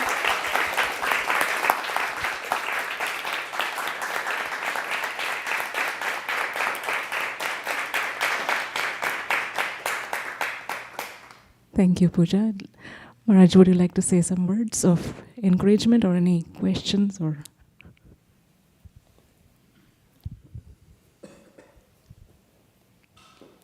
You knew all the words in this. Did you practice it again and again and again so you've memorized?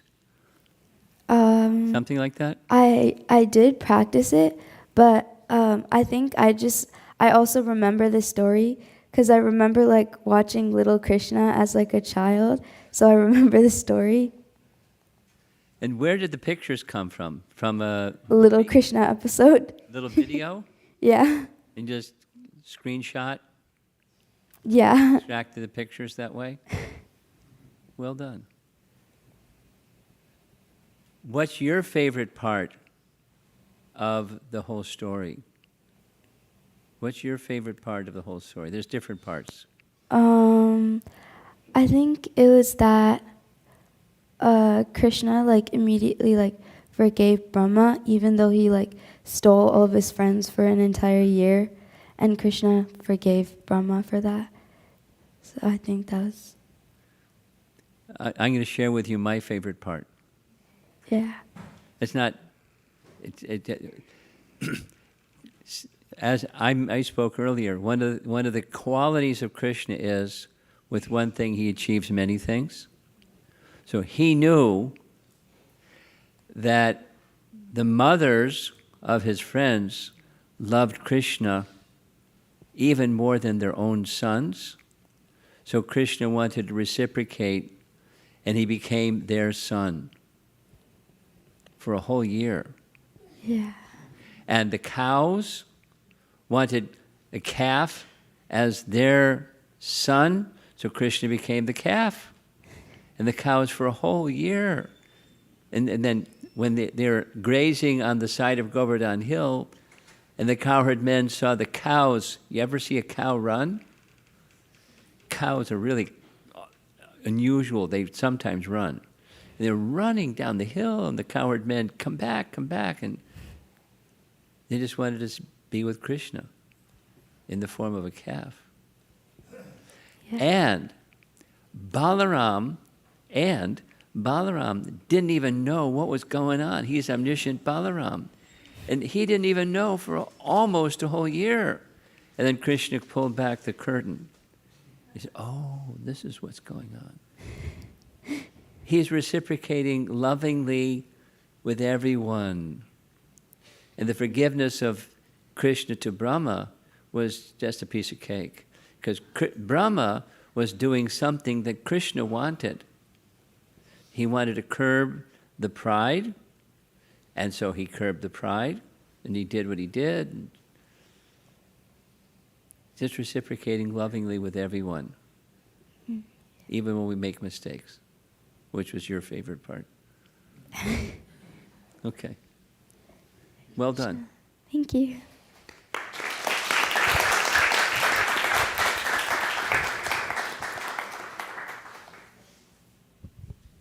Thank you. Anyone else have any questions? Yes. Hare Krishna, I'm so glad you told this story. It's become one of my favorites. And the way you told it was so wonderful. You didn't stumble. You went right through. It was so beautifully prepared. And I really appreciated, too, I don't know if they were quotes or if they were your own realizations from the reading, but the times when you had text on the screen, it was perfect. And the wording of it was so eloquent. And it really touched my heart, especially that last one. I wrote it down. Hopefully I got it right. But all of the negative reactions of one's mistakes are burned in the fire of one's honest repentance to the Lord. And in that beautiful thing where for Brahma, it was just a moment. It was just a moment's mistake. And Krishna made it, as he does in this lecture that Kankama had shared with me. Even with Srila Prabhupada and the pure devotees who love Krishna, whenever you interact with them, you don't lose anything, it gets upgraded. You trade up. And in that beautiful moment when, the mothers could have been really worried, Krishna could have played it in any way. He had the most creative, sweet, loving reciprocation with absolutely everyone he could in Vrindavan. Even Balaram, for a year straight, had no idea he was getting constant association with Krishna in many, many forms, which is just adorable.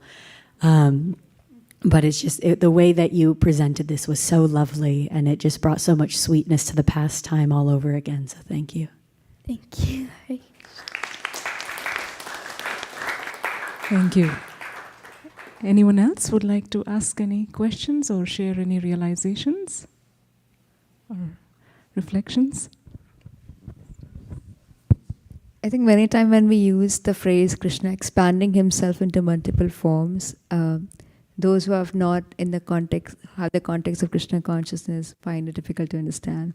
So I was quite amused when you said Krishna cloned himself into so many forms. I think that was a very nice way that people who don't have so much idea of Krishna consciousness could relate to it, like what actually happened. Yeah. It's a nice way to put it.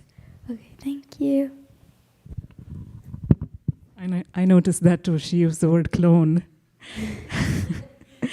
It's not in Prabhupada's vocabulary, but it's in the modern language. Clone is very common, and I guess it's a nice way to understand it.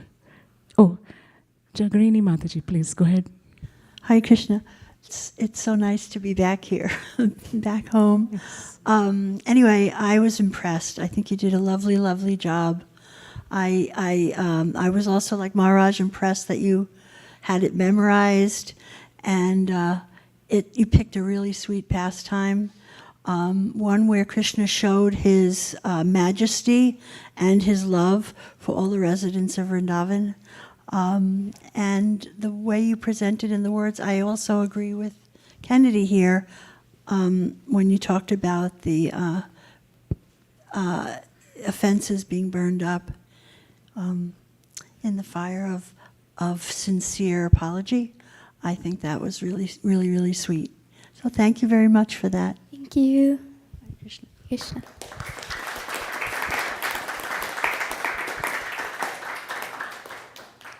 Thank you.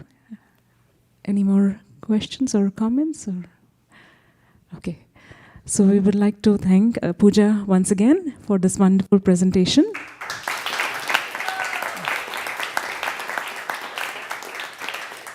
And look forward to be able to serve you all more, and to Srila Prabhupada and Guru Parampara for their pleasure. We are trying to do this small effort to encourage children, and thank you for supporting that and participating. It means a lot to us. Thank you very much. Hare Krishna. We would like to now move on to the next part of our program, which is Guru Puja. So we just stand up and put the mats to the back of the room and prepare the room for Guru Puja. Thank you very much.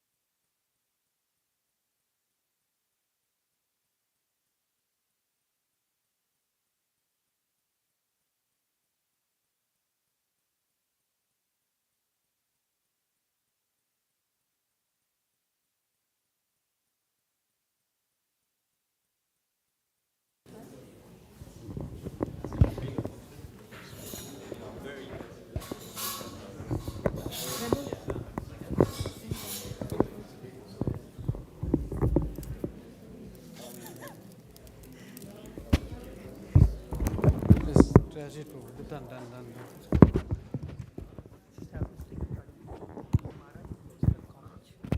we'll directly, right? Not Nama system.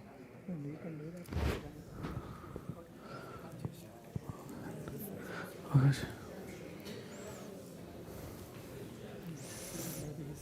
Confused what's going on. Let us just do it. Or you just tell him that you chant some shlokas.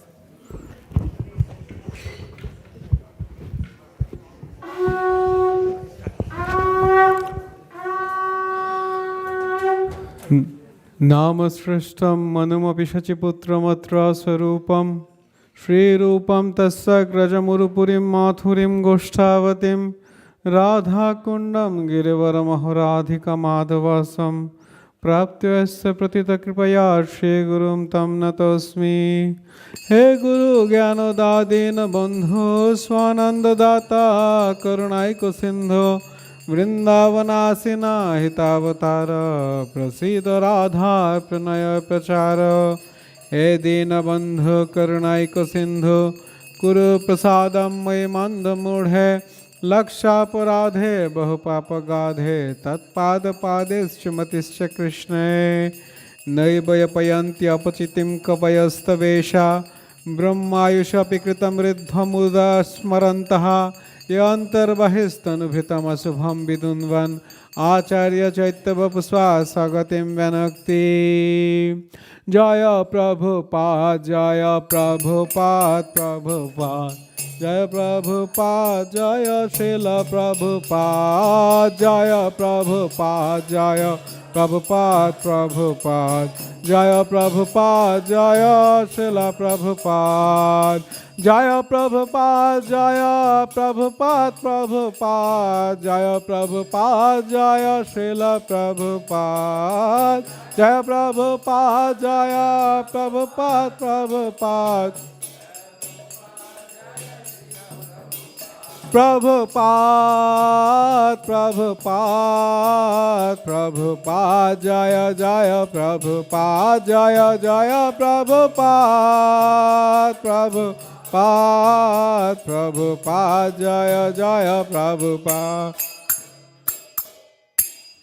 Shri गुरु चरण पद्म केवल भक्ति सद्मा श्री गुरु चरण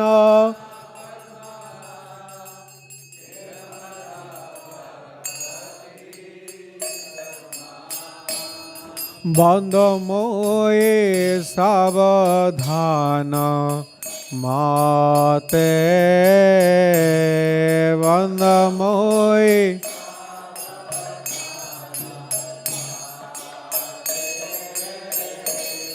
बंद मोए सावधान माते बंद मोए सावधान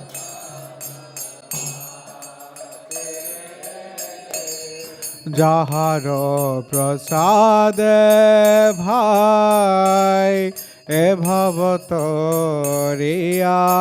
যায়।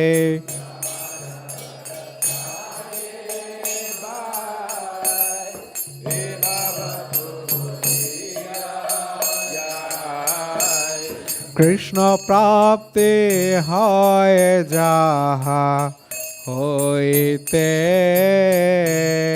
कृष्ण प्राप्ति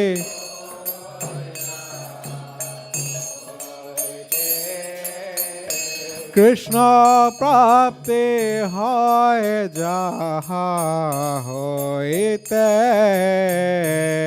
कृष्ण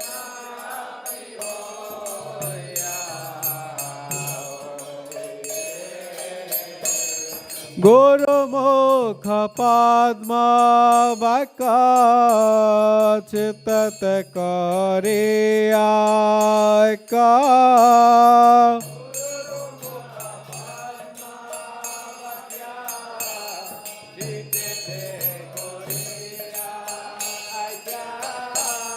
आर ना करे हो मने আশা আর না করি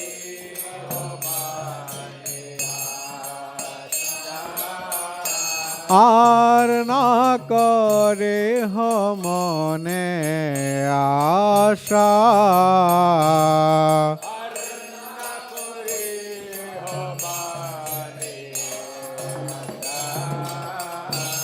সে গুরু চরণে রতে এই সে উত্তম গতে সে গুরু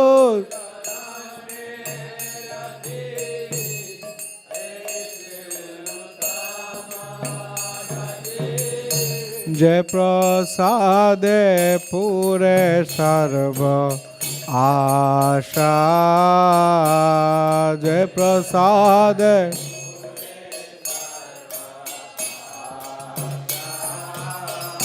যে প্রসাদে পুরে সর্ব আশা যে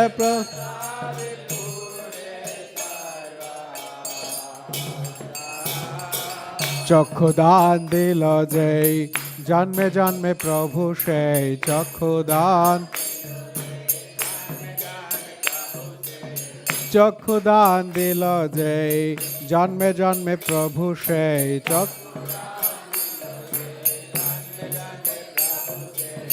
দিব্য জ্ঞান হৃদয় প্রকাশিত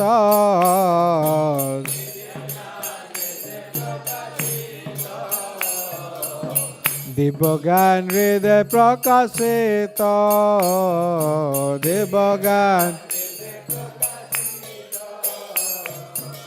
প্রেম ভক্তি যাহা হইতে অবিদ্যা বিনাশ যাতে প্রেম ভক্তি যাহা হইতে প্রেম ভক্তি যাহা হইতে অবিদ্যা বিনাশ যাতে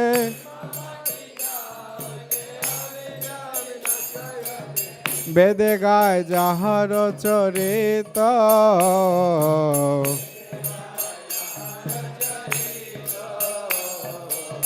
বেদে গায় যাহার চরিত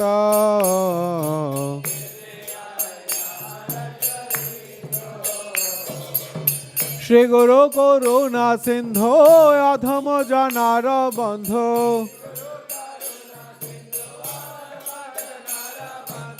শ্রী গুরু করুণা সিন্ধু অধম জনার বন্ধু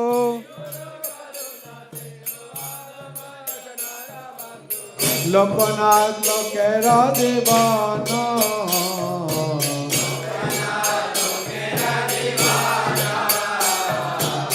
লোকনাথ লোকের জীবন লোকনাথ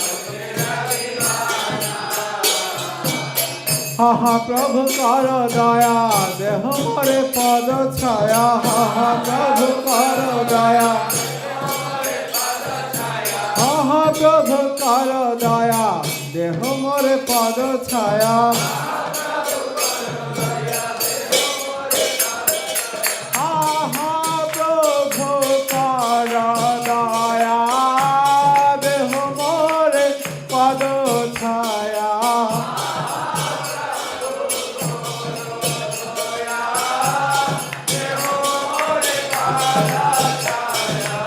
বেজাজ ঘোষক ত্রিভুবন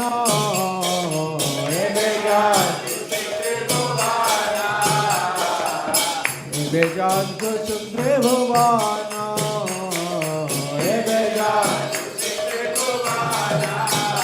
জয় প্রভুপাদা জয় প্রভুপাদা প্রভুপাদা জয় প্রভুপাদা জয় Prabhupada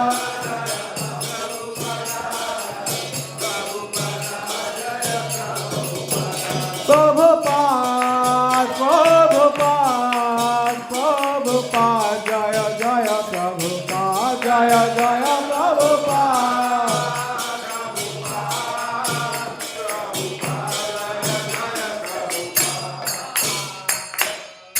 Namayam Vishnu Padaya, Krishna Prasthaya Bhutale.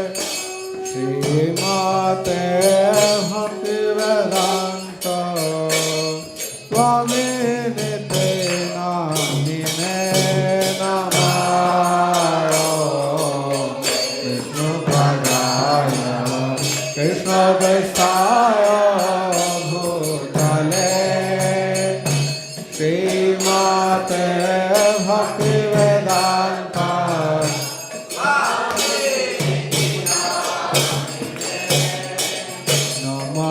Namaste Saraswati Deve Gauravani Pracharine Nirvishesha Sundarbadi Paschata Desatarine Namaste Saraswati Deve Gauravani Pracharine Nirvishesha Sundarbadi Paschata Desatarine Jaya Shri Krishna Chaitanya Prabhu Nityananda Shri Advaita Gadadhar Srivasadi Gaur Bhakta Vrinda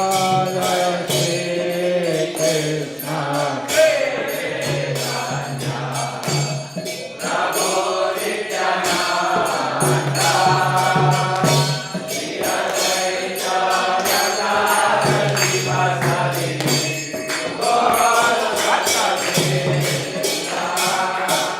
Kali Kukur Kadan Jadi Chao Hai Kali Kukur Kadan Jadi Chao Hai Kali Juga Pavana Kali Bhai Nashana Krishna Nandana Gao Hai Kali Yuga Pavana Kali Bhai Nashana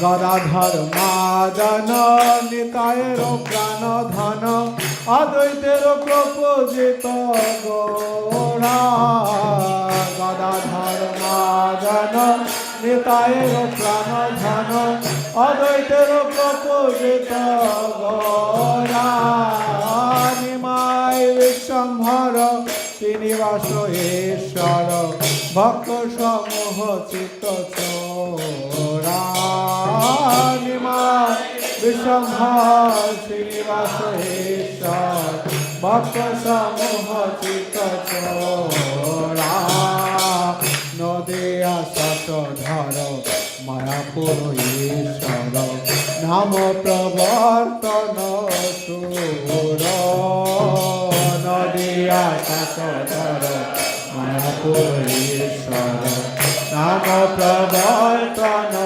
Sura Grihijana Shikhaka Nasikula Nayaka Madhava Radha Bhavapura Grihijana Shikhaka Nasikula Nayaka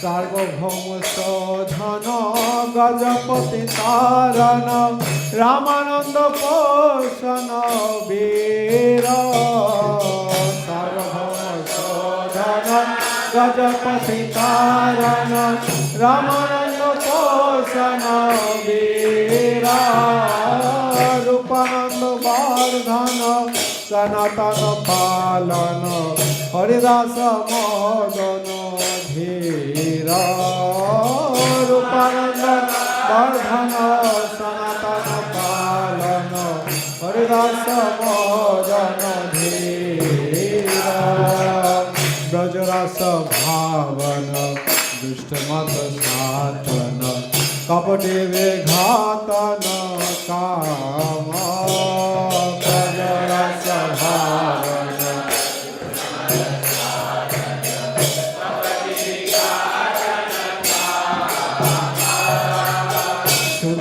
ভক্ত পালন শুষ্ক জ্ঞান তারণ ছল ভক্তি দূষণ রাম শুদ্ধ ভক্ত পালন শুষ্ক জ্ঞান তারণ ছল ভক্তি দূষণ রাম কলি কুকুর কাদন যদি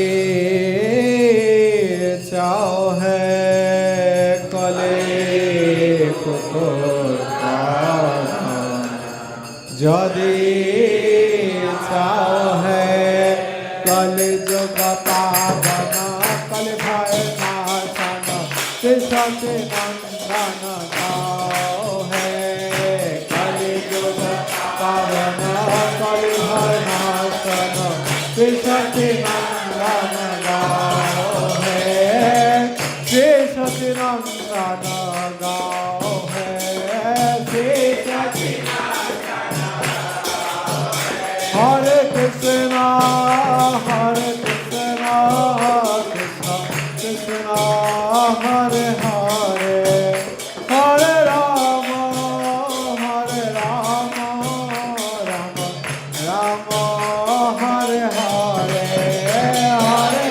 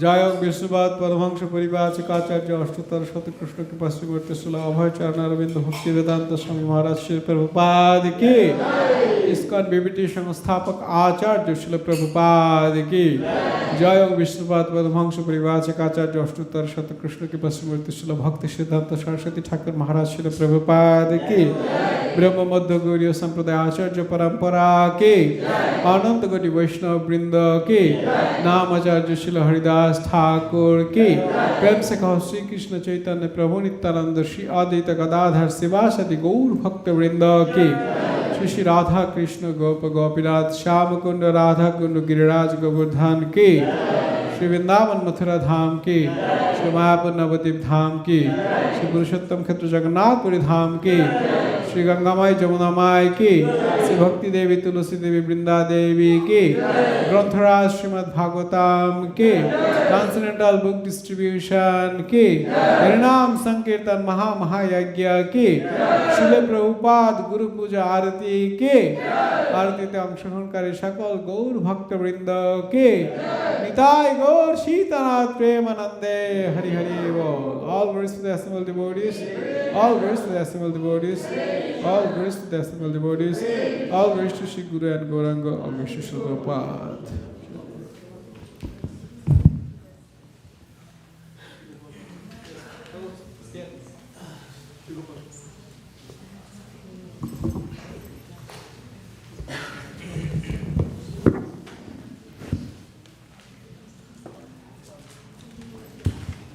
Hare Krishna. Thank you everyone for joining us. Today's Sunday Srimad Bhagavatam class. Saturday, sorry.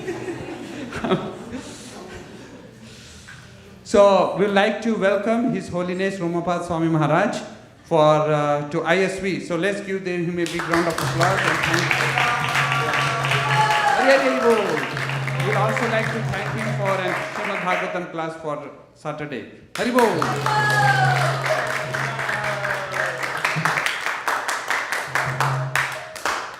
I think we will have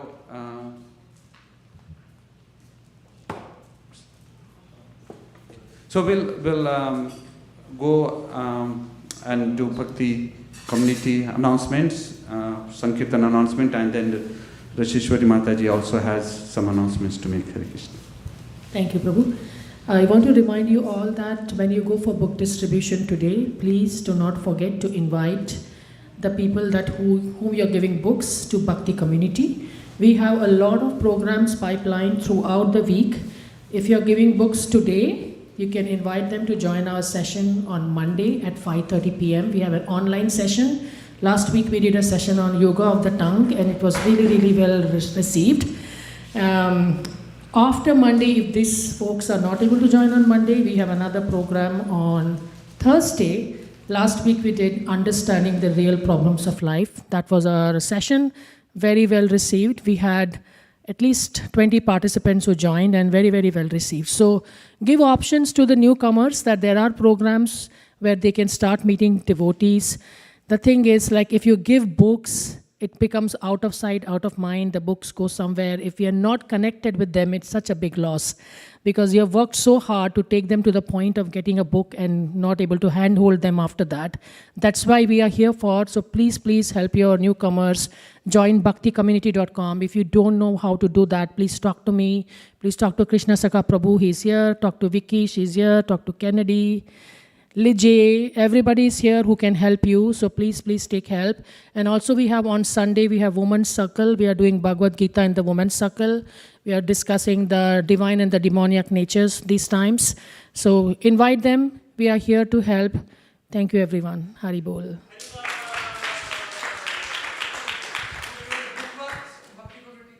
Yeah, you can give Bhakti Community bookmarks. Please. Yeah, there's Bhakti Community bookmarks over there. Talk to me if you have questions on how to invite people. Happy to help. Hare Krishna. Sankirtan.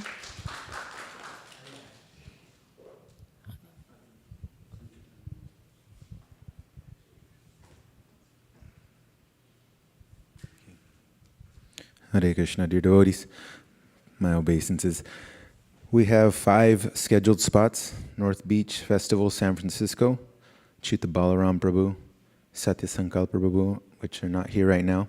So you can get in contact with me if you're feeling inspired to go out. It's Pride Month. It's actually a beautiful time because maybe there's some confusion on the Jiva side, but when we talk about spirituality, all these upadhis, these mental designations actually start to go away. And we can actually relate on the platform of the spirit soul. And we only have these opportunities typically when we go out for book distribution. So if you like, you may join us there. We're going to San Carlos Pride Festival, and then there's also a flea market here, very close, 20 minutes drive, De Anza. And then Alameda and San Jose are both having Juneteenth events. Aside from that, I'll share one quote to end from Srila Prabhupada. There is no doubt about it. To distribute books is our most important activity. Fight with Maya means to drop thousands and millions of books into the lap of the conditioned souls. Just like during wartime, the bombs are raining from the sky like anything. Letter to Rameshwar Bhaktivedanta Manor 3, August 1973. Hare Krishna.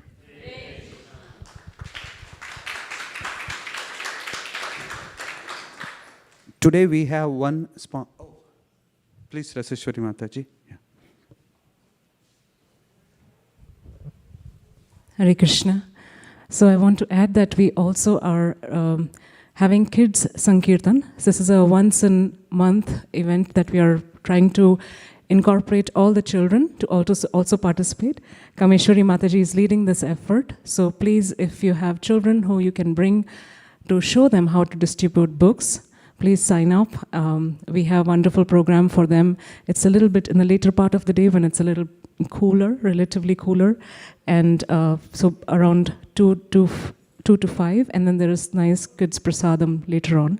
So please encourage any children who can participate, especially in this break, to engage Sankirtan. Also, we have Gaurang Darshan Prabhu coming next weekend. He is the author of the books that these children are studying and presenting on Saturday morning. The presentations are coming from his books. So we will have special programs lined up with him. He will also be doing a program in the evening next Sunday between 6 and 8 p.m. if you'd like to attend and see. There will be more programs, but this is one of the programs that's in the temple. So wanted to share that. Thank you very much.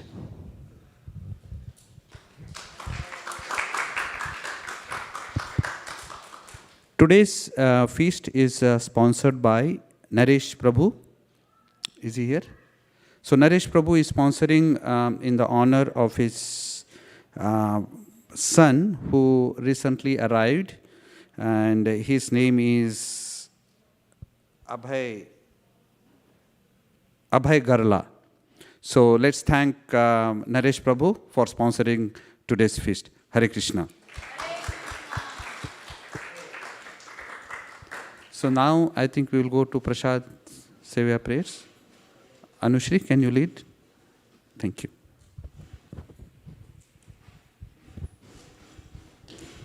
Sharira Vidyajam